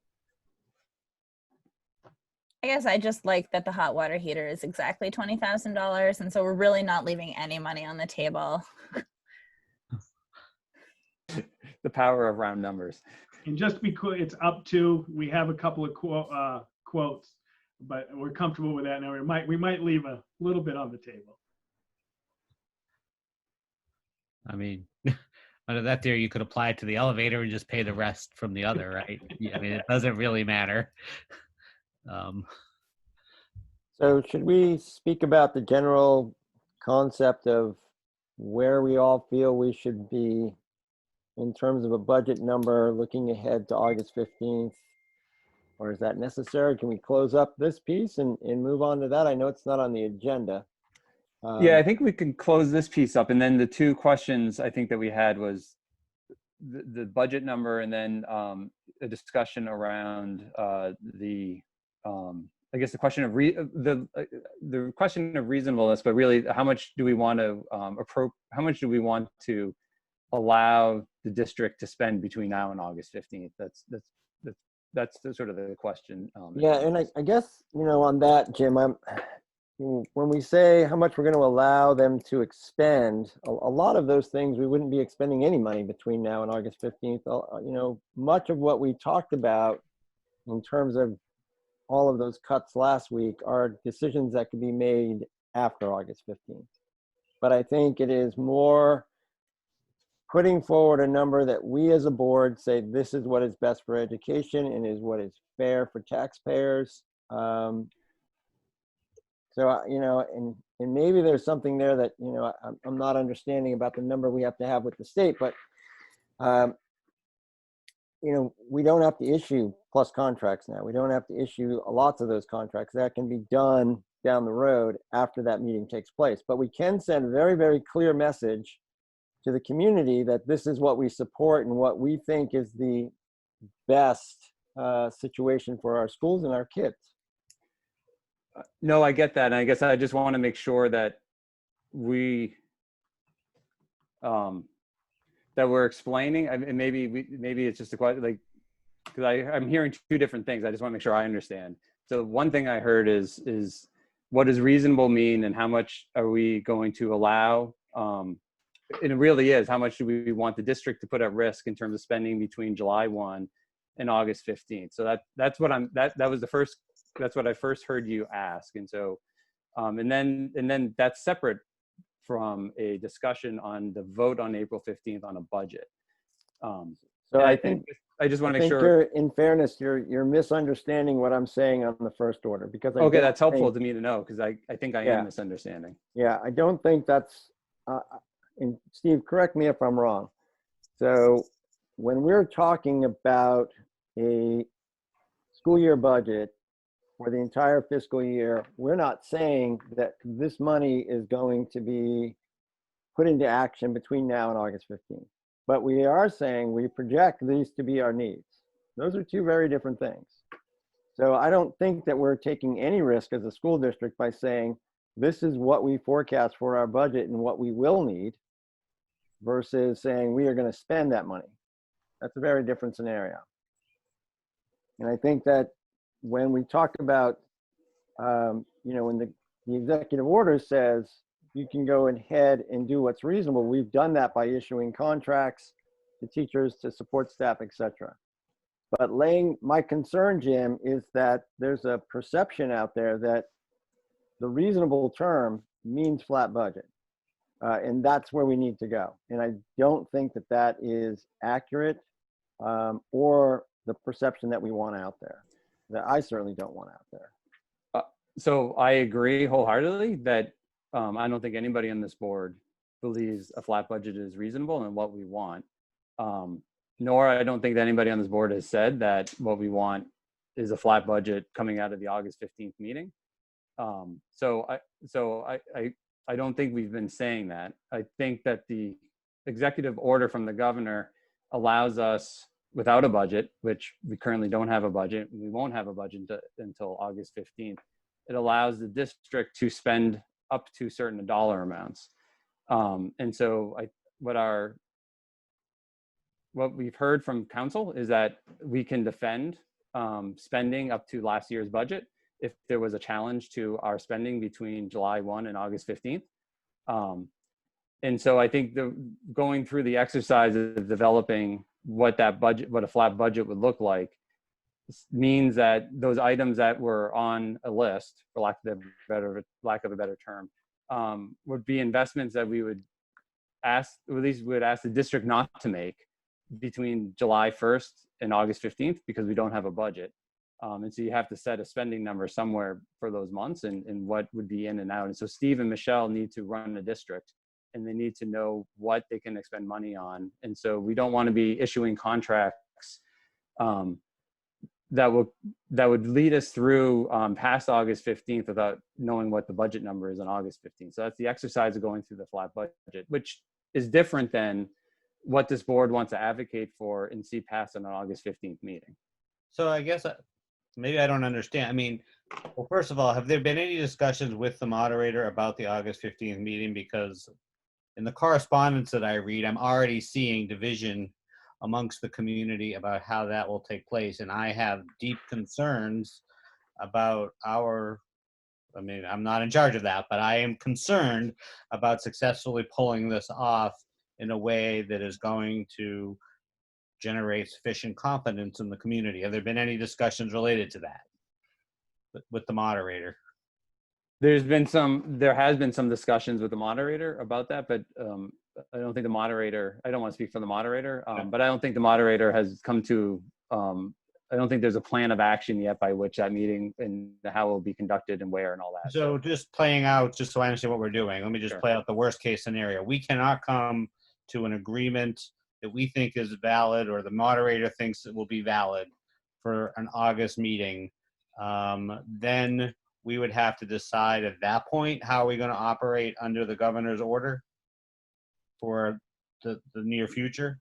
Yeah, so I think, so the worst case scenario, Seth, I guess just to paint the worst case scenario, is well, there's probably two. One is we come out of August 15th without a budget and we have to do it again at some point. I think that's a worst case scenario for all sorts of reasons. And second worst case scenario is, in my view, a second worst case scenario is that let's just say we come out of district meeting with a flat budget, just to use numbers. So August 15th vote happens, we have a flat budget.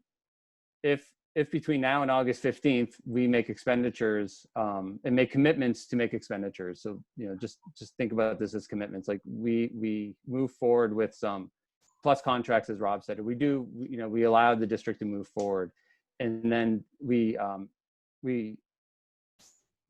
district signed some contracts, and we obligate some dollars being spent. And then on August 15th, we are told we have to operate with a flat budget.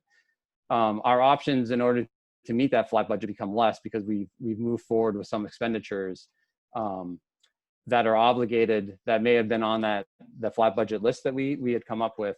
And then we have to have this conversation all over again about how we're actually going to reduce our expenditures at a time when we sort of have increased them over that 45-day period, or we've obligated some funding that we can't unobligate at that point. So that to me is the worst case scenario, is that what we get out of that meeting on the 15th is actually a flat budget, and that we've expended some dollars over and above. That makes it harder for us to meet some of the commitments that we have.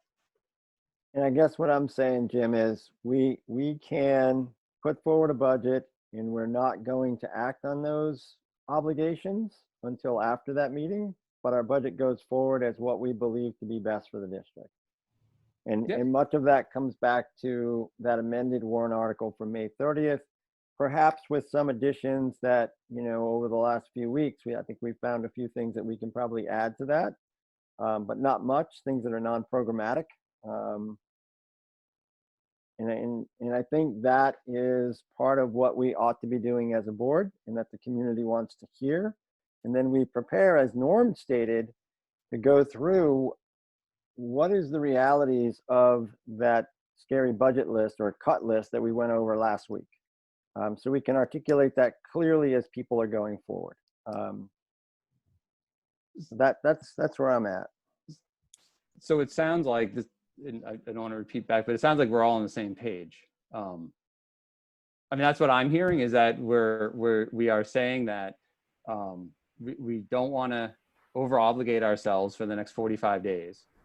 And we want to move forward with what we think is a reasonable budget to give to the voters, which is not a flat budget, which was never something that we all said was something we want to present to voters on August 15th as a budget. But it was to help us get to an understanding of what a flat budget would look like, so that we're not overextending ourselves for the next 45 days. So I think, I don't want to, but I think if we're all saying the same thing. Maybe I think I understand what you're saying, but is this board coming up with an amended amount? That's what I'm curious about what you're saying, Jim, because I think what I think would be, okay, because then that gives us plenty of time to go to the community and explain our budget. When do we foresee this being on the agenda for us? Well, we have a meeting on July 2nd. We can talk about it today, what a number is or what we want to take off. I'm not sure we're, because it's not on the agenda. Tonight's agenda. No, and I apologize for that. No. Tonight's agenda was to get to the fund balance. Yeah. I mean, so, at the end of the day, we could pass a motion asking the moderator to present a certain number to the town, couldn't we, at the meeting? I mean, so that we are going forward with something. We've talked about, it's up to the voters, but I don't really agree with that. I feel like we should be coming forward and asking the moderator to present a number that the school board recommends to the town, because we have a fiduciary obligation to the schools, and this is the school meeting.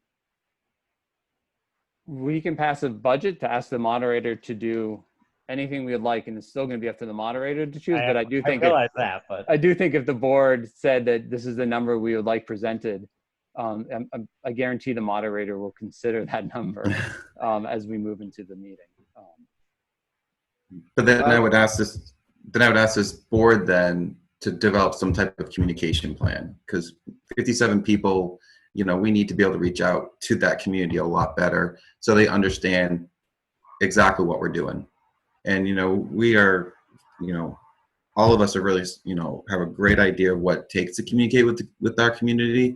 And I think we need to develop, again, we've heard from many people in the town, they want to see a different presentation in the budget process, which I'm very happy, you know, to work on with the finance committee or with whomever it needs to be, and then make a community outreach. So we're able to answer questions. Not everyone can make the board meetings, make this common questions, so we can help this community understand exactly what we're doing. So how's this, for our planning and work purposes, do we want to put on the agenda for July 2nd, which is a week from today, that we will, we'll pretty much have another budget work session, and we can start with our proposal on May 30th as a starting point. Since this board's already approved it, the budget committee's already approved it. That seems like a good place to start. We understand where a flat budget goes, and now we've understood what we've done on fund balance. And so that can be a session where, coming out of the meeting on the 2nd, we derive what the school board would believe to be a number that we feel is sustainable for the community and fair to taxpayers, that we can then, Seth, to your point, put into a motion to the moderator that that's where we'd like to start the meeting on the 15th. However, he's going to choose to put that meeting together. In terms of a working model, does that make sense? That makes sense to me. Yes, I agree with that. Perfect. Thank you, Jim. Oh, Thank yeah. you. No, this is great. So we'll do that, and I think this, I'm looking at Steve, although he doesn't know it because I'm just looking around my screen. Steve, I think for the meeting next Thursday, we have all the information that led us to the decision on the 30th. Can we just put that back into sort of the agenda and meeting materials, just so we can all remind ourselves and the community can remind themselves of what was contained in that, and then we can bring together changes that we like to see to that number, which I think it was like a 536 increase. Is that correct? Yeah, it sounds, yes, I think that sounds right. And happy to go back to the meetings preceding that with the presentations and put the documentations in the folder. And we will have that as an agenda item a week from tonight. Perfect. Am I on mute? No. So is everybody, in terms of the fund balance, just going back to the fund balance, everybody's all set before we move on to the next item? Everybody's all set for the action items on this, and on the 120,000, what we're going to obligate? What did we agree on? I think we agreed on the technology, and we agreed on the nice round number for the hot water tank. So we'll obligate those two, and then we'll obligate the $40,000 for the pandemic COVID set aside. The only thing I want to add is, just because of the timing and the current working conditions, there's an action item asking to waive the bid policy and establish an abbreviated bid policy, making sure we do have at least 2 quotes, competitive quotes. And for the technology, I spoke with Matt. He has 3 quotes, all from vendors that we've used before and have high quality equipment. And we will, for the hot water heater, Michelle will work on getting we'll make sure we have at least 2 competitive quotes. So it's an abbreviated approach, and I want to make sure we're transparent about that, just based on our time. Does it make sense, don't kill me everybody, does it make sense for us to go forward with the hot water heater knowing that it could cost less than $20,000, or just say we're going to take the extra money and put it towards an elevator so we can use a full $20,000 for an elevator and then request the rest out of the CIP?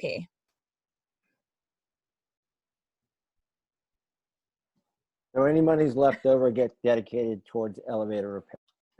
That's what you're saying? Yeah, I'm saying we do 100,000 for technology, and then we do 20,000 all towards elevator. Because if we do the water heater or the air circulation unit, it could be less than 20,000. Any additional money, we basically have to make sure that we come up with that next year versus using all of what we have now. Right. And I promise you the elevator will not be less than 20,000. I Right. promise you. I'd say we dedicate it to the elevator. The only thing I bring up is that we are having a facility project being done at the high school this summer. We would have to get right on having a public hearing. We have to post 7 days. So we're not looking until the 3rd week in July to bring forward back 2 more things. I don't know if the plumbing project and other work with the facility project being done, if that is going to be enough hot water. Again, I just bring it up because I just don't know, because we're using just the little one. It's not that the other one is being limped along, it's that it's dead. It's been dead. We've been working on getting, I have two, that actually I have 3 quotes, but one of them is looking for a smaller unit, which is inappropriate. We need a bigger unit because 2 little units is not going to be sufficient. So I just bring it up again. It might not be a big deal. I just don't know. And I'm just time sensitive to the fact that we do have to post 7 days clear and where our schedule lies. That's all. And I guess, Michelle, just because you've seen the quotes, I mean, if we say up to 20,000, like, are you, how close to the hot water tank amount is that? Like So one is a little over, one is a little under. So my hope was, one is 18,855. The other one is 20,036. One's local, one's not. So my hope is, you know. Okay. Well, that I don't know if Andrea, if that helps. Yeah, I don't know if it's pretty Yeah. close to 20,000. That's fine. Okay. People can see how I budget. I really like to use all of it. No, that's very much appreciated. So, so if folks are okay, we'll move forward with the technology and then the hot water tank, and then the 40,000. We'll on the action items. Then we'll do the $40,000 for the COVID. All right. Thank you all. That was a very good discussion. Much appreciated. So I'm just going to go back onto the agenda so we know where we are. So we've done the unreserved fund balance, and so next up is the 3rd reading on our 4 policies that we've seen the last few meetings. And so I guess I will ask Steve if you have any comments that you'd like to make here on sort of the 3rd reading of these. Sure, and thank you to Seth and Andrea. We reviewed them once again at the policy meeting this morning. So these are the results, and this is very much connected to the general assurance work we're going to do in a minute. We had an audit of our federal funds. They reviewed all our policies. We had to revise 4 policies to align with our general assurances, our commitments to ensuring we use the money as directed by the federal government. So we add some pieces to our allowability cost determination. We added a policy, DAF 11, subrecipient monitoring and managing. We revised our substance-free workplace, and we instituted a policy prohibiting aiding and abetting sexual abuse. So those are all required to align with our general assurances, which we'll talk about the next action item. The next discussion item. Thanks, Steve.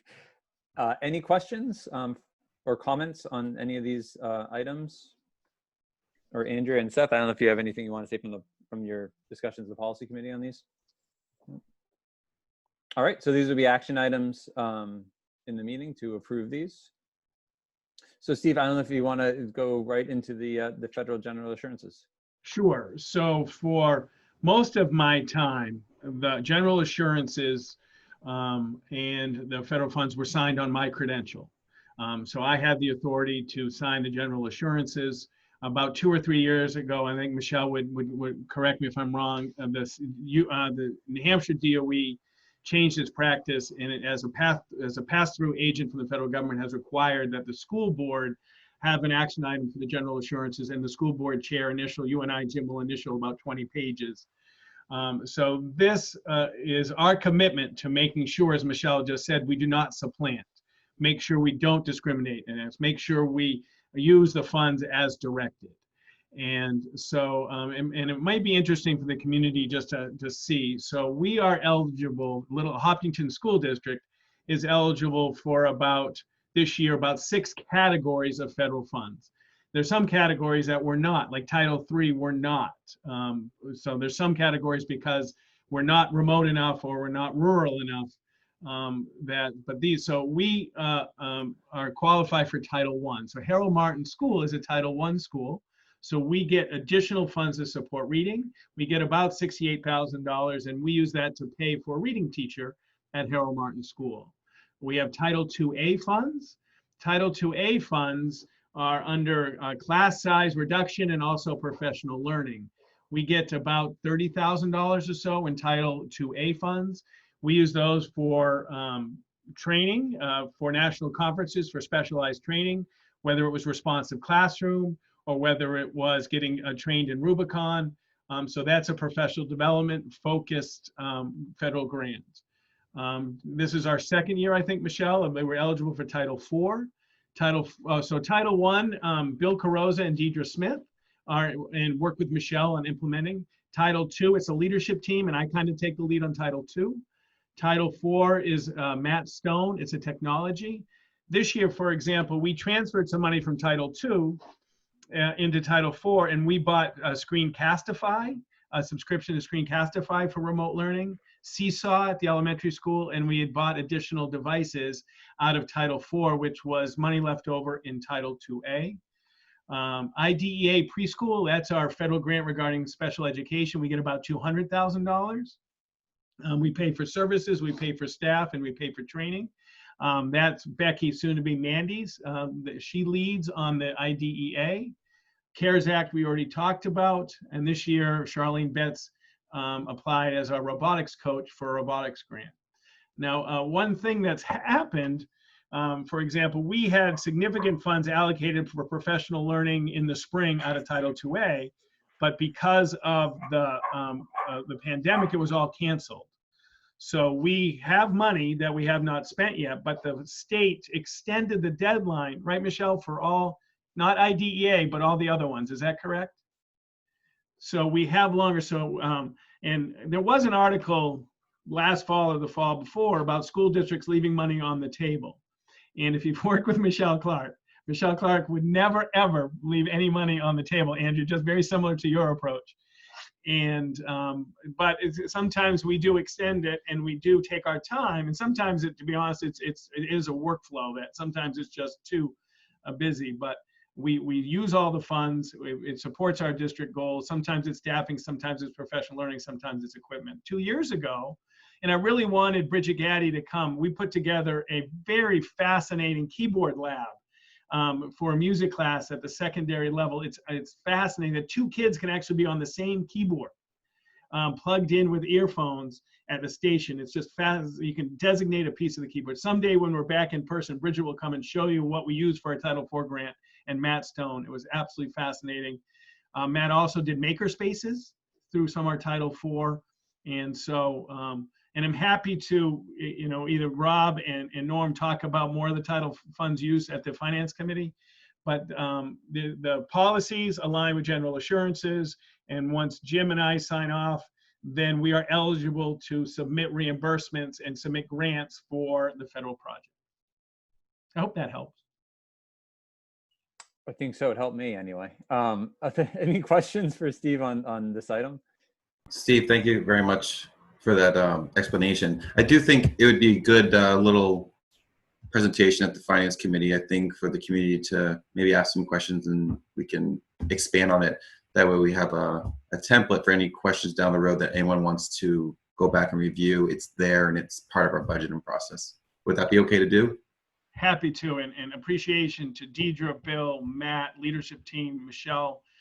We really do. It's a very collaborative approach, but yes, happy to dig in and unpack the Hopkinton School District approach to federal grants more at the Finance Committee. Great. Thank you, Steve. Not seeing any additional questions. This will be an action item in a few minutes. So last up is personnel items. And Steve, I'm going to turn it over to you to go over these. Sure. So just to bring us back, we had 2 resignations in the Hopkinton Middle and High School English world. We nominated we filled one of those positions at a very recent meeting. This is bringing forward our second nomination. So these are 1.0 positions that replace 1.0 positions that were in the budget. This is not impacted, as I wrote in board notes, in any scenario of a flat budget. So I'm very comfortable bringing this forward. And it's June 25th. It's important that we, especially now that some teachers are under contract, hiring in June helps us because most school districts will release a teacher under contract in June, believing they have plenty of time to hire. So Mr. Kelly brings forward this a teacher right in the right zone of where we want of experience. Excited to be coming to HOP. and excited to bring Christina Keating forward as the nominee that would fill our English department. Steve, I don't know if this is a non-public question or not, but so I'm always going to ask for a new hire what the situation is with track and step. And you talked about the sweet spot. I'm kind of curious about the sweet spot. I think it's there. I think it was 5 to 6, Rob, 7. I don't have it right in front of me because I'm on all screens, but it was 4, 5, 6, 7 years of experience. Yeah, BA, MA. I mean, I looked at it a little bit. But. Yeah, and I think I put it in there. I think it might be MA, but I can check for you. I apologize that it's not up on my screen, but I think it is in the packet. Okay, thank you.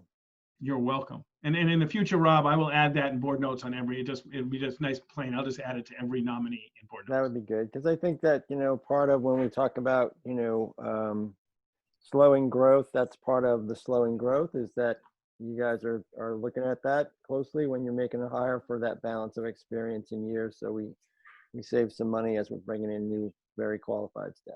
Thank you. Yeah, and I apologize. I will make sure I add that nuance in the notes. That way it's all right in front of all of us.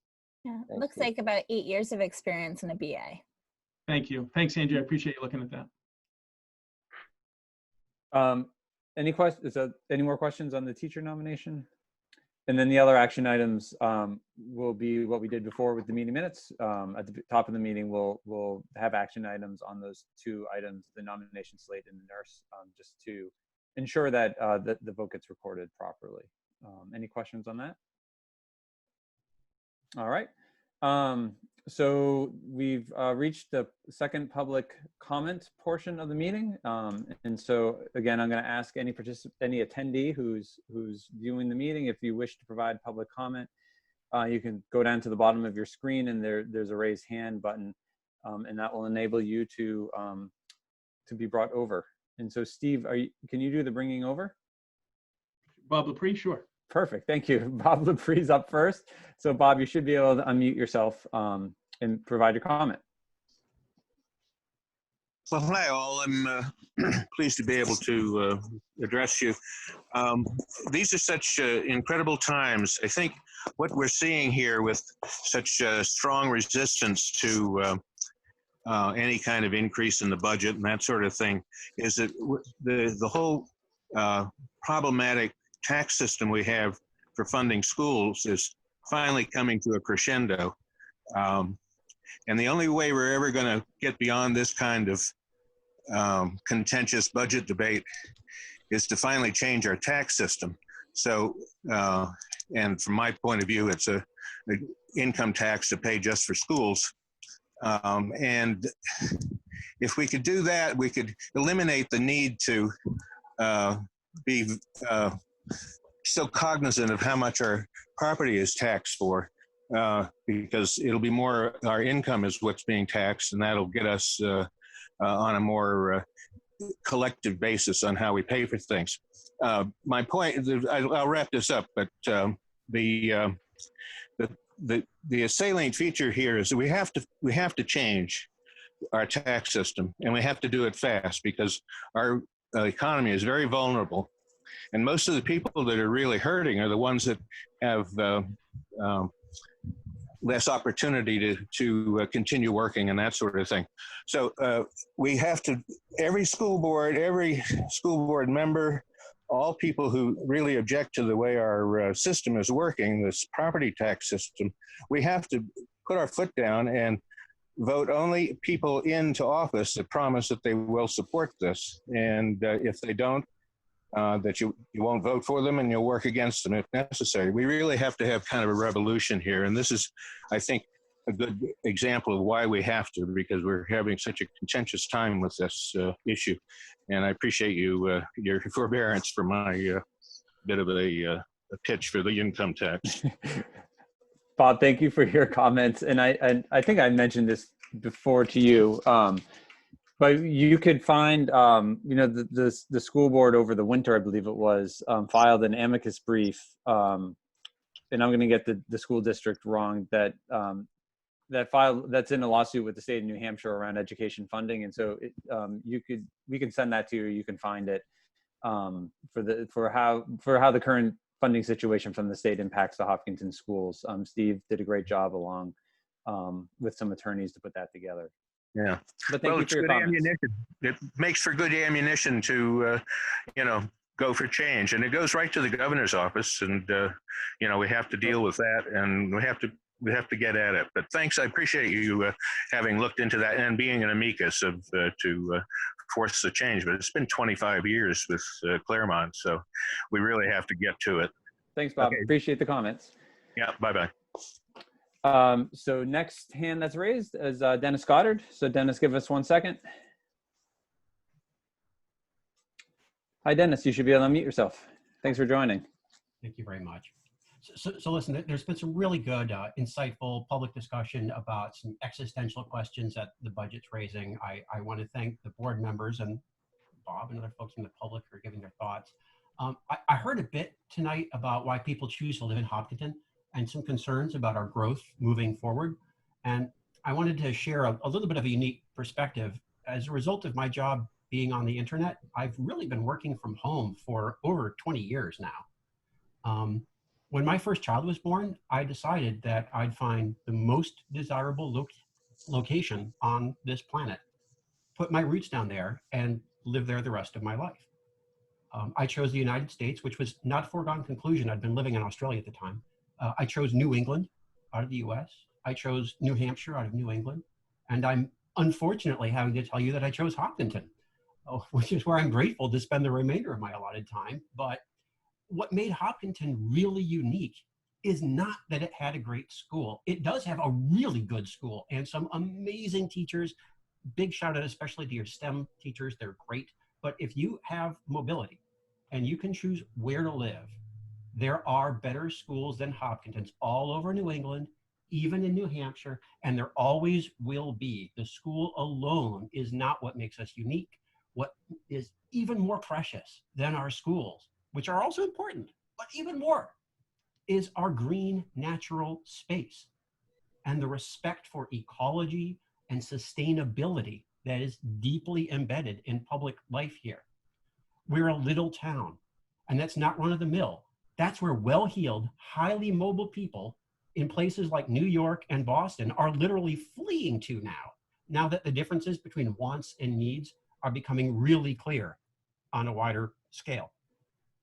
So that was one thing. The other, much quicker, I heard some talk about central air or air circulation and COVID. It's true that increasing air circulation is good and recommended by the CDC and the WHO, but air conditioning and general central systems are really bad. The CDC finds that they cause outbreaks, and the American Society of Microbiology specifically recommends opening windows instead of using air conditioning. I can send you those links if you like, but as you go through your reasoning process, please don't include air conditioning as a mitigation against COVID. It's actually a source of spread of COVID. Thank you. Thanks, Dennis. Appreciate the comments. Next hand that's raised is Ann. So Steve. Thank you. Hi, Ann. Hi, Ann Shahadi, 280 Rollins Road. I just wanted to start by saying the speaker prior to the last one, I 100% agree with. I think trying to fund our school budget is like drawing blood from a stone, and it puts elderly pensioners and retirees living off of Social Security at odds with the children in our school system. I think that the most equitable and fair way to fund a school system is with some kind of a tax on high wage earners. Even if you don't do an income tax for everyone, it's the most sensible, fair, and equitable way to fund schools. But that's not the main reason why I raised my hand. I just wanted to say how thrilled I am to hear multiple board members saying tonight that you want to have a budget that you propose that we can vote on for August 15th. Right now, there's a lot of anxiety and worry about what we'll be voting for. I want to echo the sentiments of everyone in town who finds a flat budget absolutely unacceptable and not a compromise. It's just eviscerating our school budget, operating budget, without a sense of balance or advocacy for the kids who can't speak for themselves. So I'm really hoping that the budget that we vote on can be way closer to the May 30th budget that was proposed than any kind of a flat budget, which is not representative, I think, of how the citizens of Hopkinton feel. Thank you. Thank you. Thank you for your comments.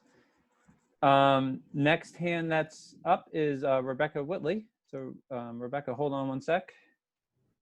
You can unmute yourself. Thanks for joining. Hi, everyone. Hi there. Thanks for taking my call and my comments.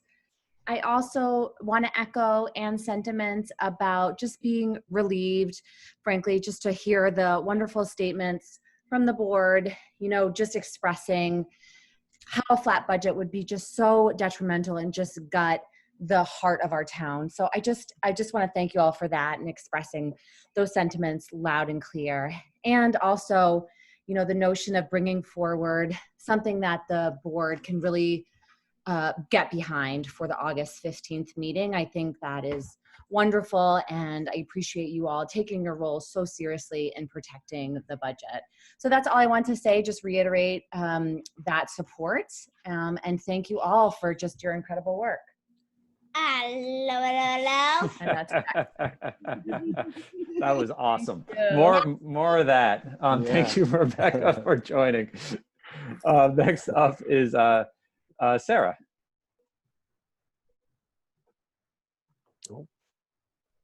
Oh, did I lose her? Oh, there it is. Hi, Sarah. You should be able to unmute yourself. Welcome and thanks for joining. Thanks, Jim. Hi, everybody. I will be brief because I agree with many of the previous speakers. Really, really happy to hear the board tonight saying that starting next week on July 2nd, you'll put together your next proposal. I think that's absolutely the responsible thing to do. So thank you for that. The list we looked at last week to get to a flat budget really was kind of a shocking document. It certainly drove home for me that there really isn't anything left to cut that we can cut without causing a lot of harm to our school community. So I hope we'll be able to find a number that's pretty close to what we looked at on May 30th. Thanks. Thank you, Sarah. I appreciate the comments. Next is Andrea. Hold on one moment. I wonder if this one would, well, I have to promote her again, which is fine, just so. Promote to panels. Andrew, we're gonna see you again unless you block out the video. I updated my Zoom, so you can. I'm sorry. I'll try again. I just wanted to reiterate what everyone had said. Thanks for everybody speaking out about the budget, the May 30th budget. So it was so fair. I also wanted to point out what seemed to me to be really good management, having Dr. Caldwell get the certification that he needed to certify the Medicaid and try to take care of all that mess that seems super complicated. And yeah, that's it. Thanks, guys. Great. Thank you for your comments. And we'll know now you upgraded with Steve Well, which would be great. I see, no, I do see another hand. So Elizabeth, hold on one moment. Elizabeth, welcome. Thanks for joining. Hey, thanks for having me. Elizabeth Sides. I'm not going to bore everyone and say exactly what everyone else, most of the other people have just said. I'll just echo that I feel completely different about this meeting than watching last week's meeting. That was a tough one. And it was pretty depressing to see all those proposed cuts with a flat budget. And I agree with Sarah, it really made us all think and realize that we can't have a flat budget. And it would just be so detrimental in countless ways. So I appreciate all of you working so hard. I'm so encouraged that you are all thinking about potentially, hopefully getting back to close to the May 30th budget. That gives me a lot of hope. So thank you so much. Great. Thanks for your comments.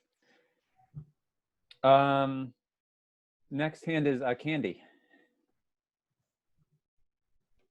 Good evening, Candy. Thanks for joining. Hi, Candy Garvin, 515 Boundary Road, Kentucky, New Hampshire. I also want to thank you all for working so hard. I can't tell you I was depressed last time. It made me think a lot when you look at the line items. I can't tell you that I agree that very many people, although I don't have a number, of voters who came out, who voted down that budget on May 30th, did so because it was too little.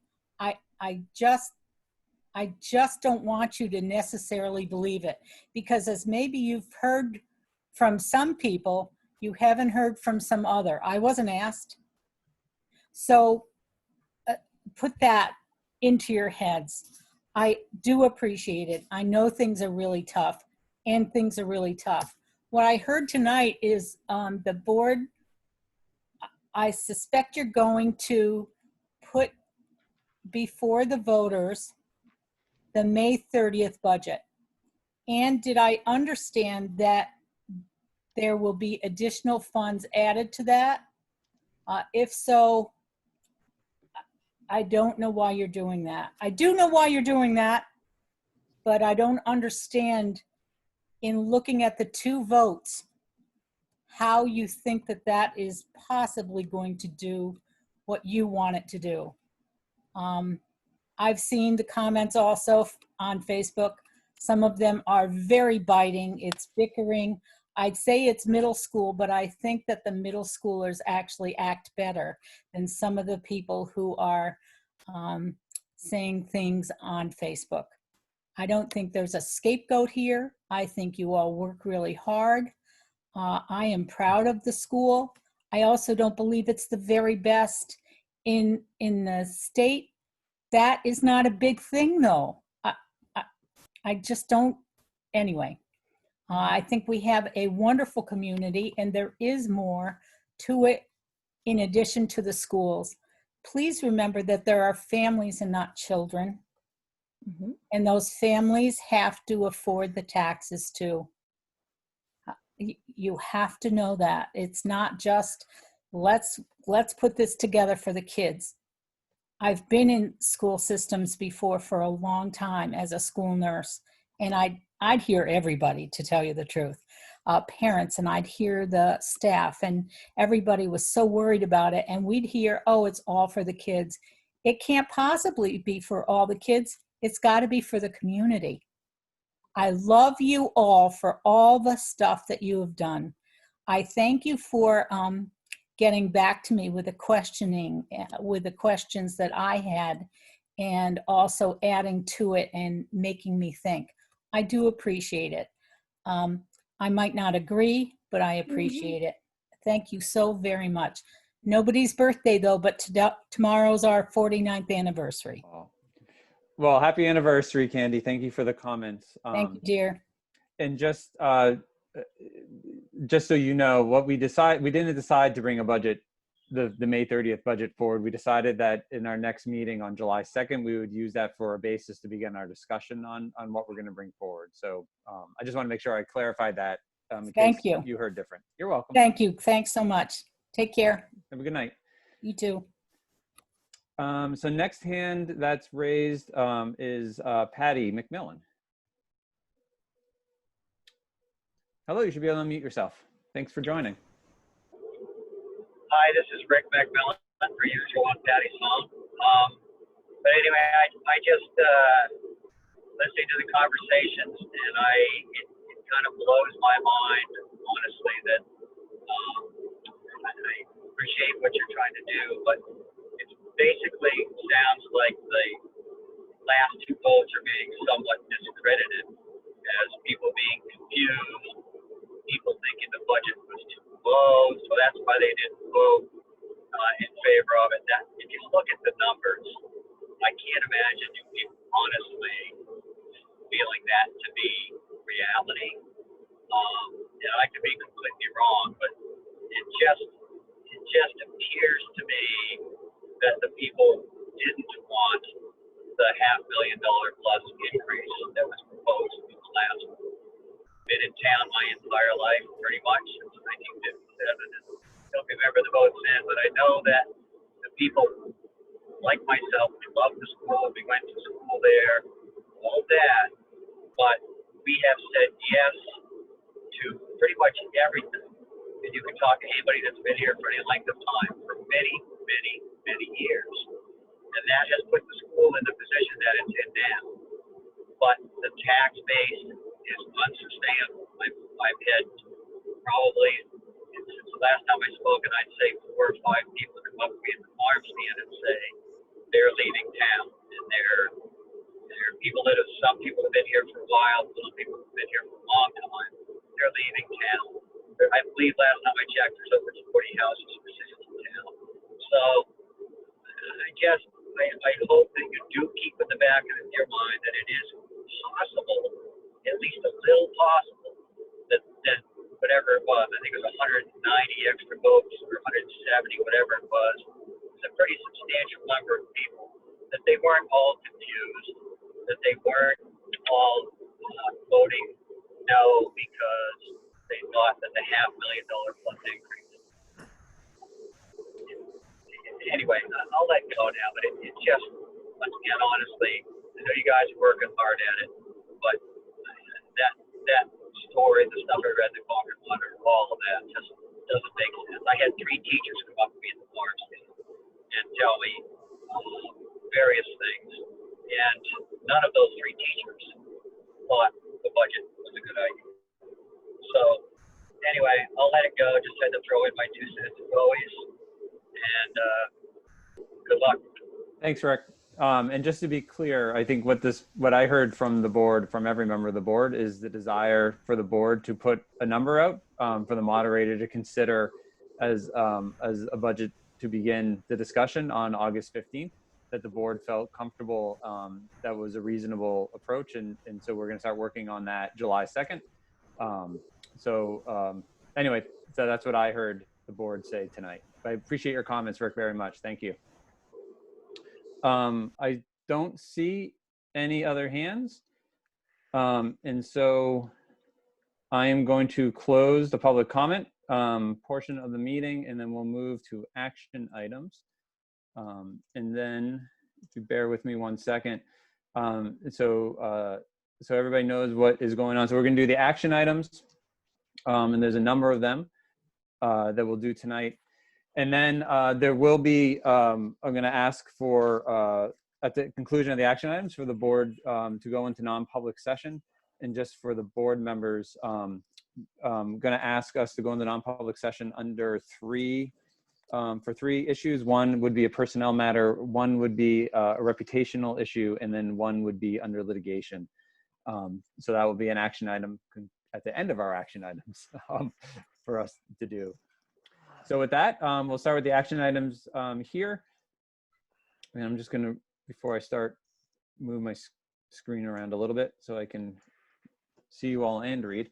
All right, so is there a motion for the Hopkinton School Board to accept the superintendent's recommendation to approve the end of year expenditures as presented?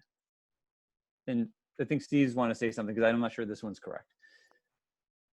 Steve, you're still muted. So I don't know if you're on the revised agenda, Jim, or the original. Oh, you know what? I might be on the wrong agenda. Yeah, hold on. Let me. Sorry about that. No, If you no. throw revised, you will see the changed action items. It's O2R. Yeah, I got it here. Sorry about that. That was, I had the other one up before, and when I switched. Bear with me 1 second. Oh, I see. There we go. I apologize. This is the correct one. All right. So is there a motion for the Hopkinton School Board to accept the superintendent's recommendation to encumber $120,000?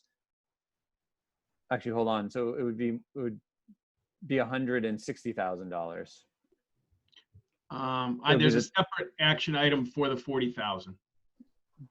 Okay, there is. Thank you. Okay, so is there We'll get this right eventually, I promise. So the Hopkinton School Board, is there a motion for the Hopkinton School Board to accept the superintendent's recommendation to encumber $120,000 of the FY20 unreserved fund balance as follows? And that'd be $100,000 for the computer equipment, and it would be $20,000 for the hot water tank. Perfect. So moved. Second. Any discussion or comments on this item? Hearing none. Norm. Norm Gupel is a yes. Seth. Seth A. Frame, yes. Rob. Rob Nato, yes. Andrea. Andrea Folsom, yes. And Jim O'Brien is a yes, and so that passes 5-0. Is there a motion for the Hopkinton School Board to accept the superintendent's recommendation to waive bid policy DJE and utilize an abbreviated process obtaining at least 2 competitive quotes? The superintendent is authorized to award the contract as a result of the revised process to each project listed in the use of fund balance. So moved. Second. Any discussion or comments on this motion? Hearing none. Norm. Norm Gupel is a yes. Seth. Seth A. Frame, yes. Rob. Rob Nato, yes. Andrea. Andrea Folsom, yes. And Jim O'Brien is a yes, and so that motion passes 5-0. Is there a motion for the Hopkinton School Board to accept the superintendent's recommendation to encumber $40,000 from undesignated fund balance to support student learning needs, services, or equipment necessary due to operating in a remote learning setting under a pandemic? So moved. Second. Any discussion on this item? Hearing none. Norm. Norm Gupel is a yes. Seth. Seth A. Frame, yes. Rob. Rob Nato, yes. Andrea. Andrea Folsom, yes. And Jim O'Brien is a yes, and so that motion passes 5-0.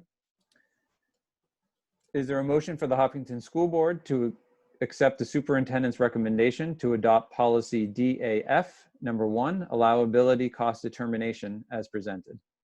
So moved. Second. Is there any discussion on this item? Hearing none. Norm. Norm Gupel is a yes. Seth. Seth A. Frame, yes. Rob. Rob Nato, yes. Andrea. Andrea Folsom, yes. And Jim O'Brien is a yes. So that passes 5-0. Is there a motion for the Hopkinton School Board to accept the superintendent's recommendation to adopt policy DAF number 11, subrecipient monitoring and management as presented? So moved. Second. Any discussion on this item? I would just say thank you to the policy committee for working through all these items. Norm.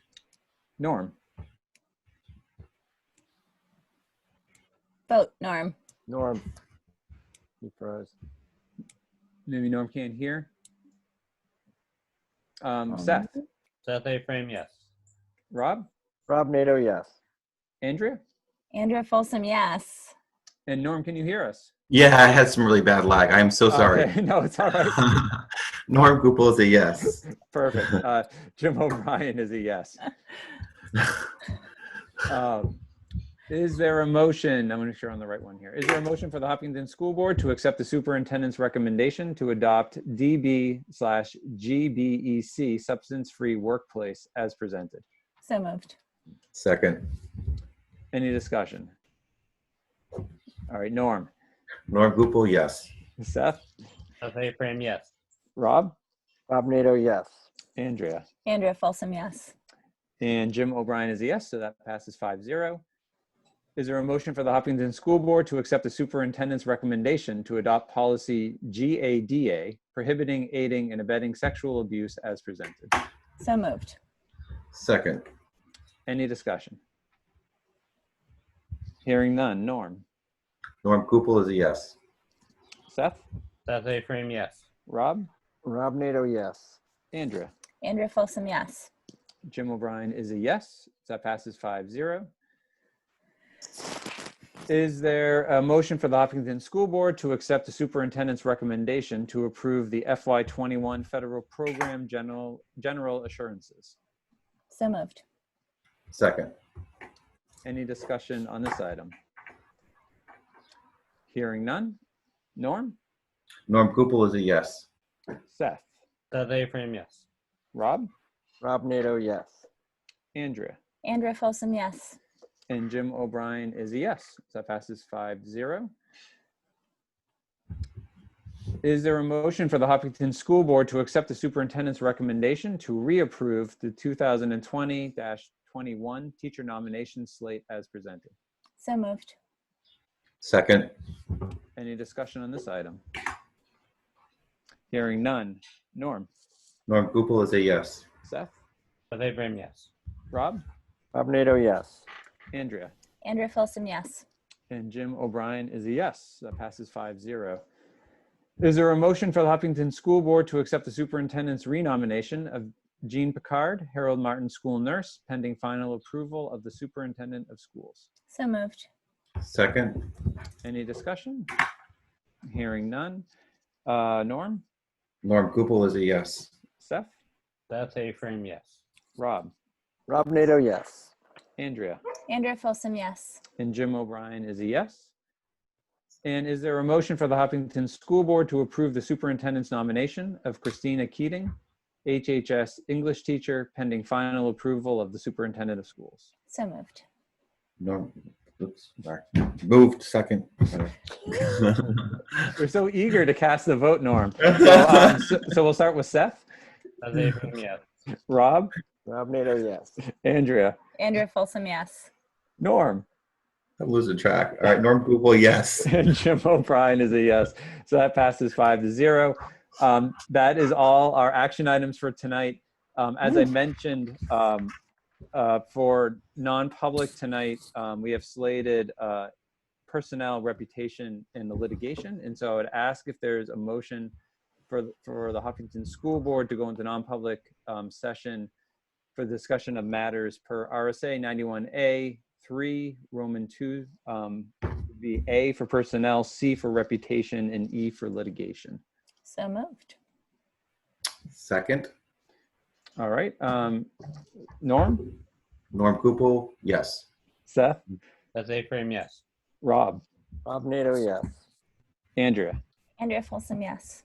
And Jim O'Brien is a yes. So we will go into non-public session. The only matter that we'll do out of non-public is a motion to seal the minutes once we come out of non-public, if the board chooses to do that. Thank you all very much to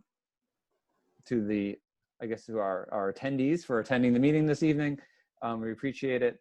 For the board, you should have a link in your SAU account to bring us to the Zoom for the non-public portion of our meeting. And so if we want to plan on being there at 8:05, I think that'd be great. Give us a couple minutes. Thank you all. Thanks. Thank you, Steve and Michelle, as well. Thank you. Thanks.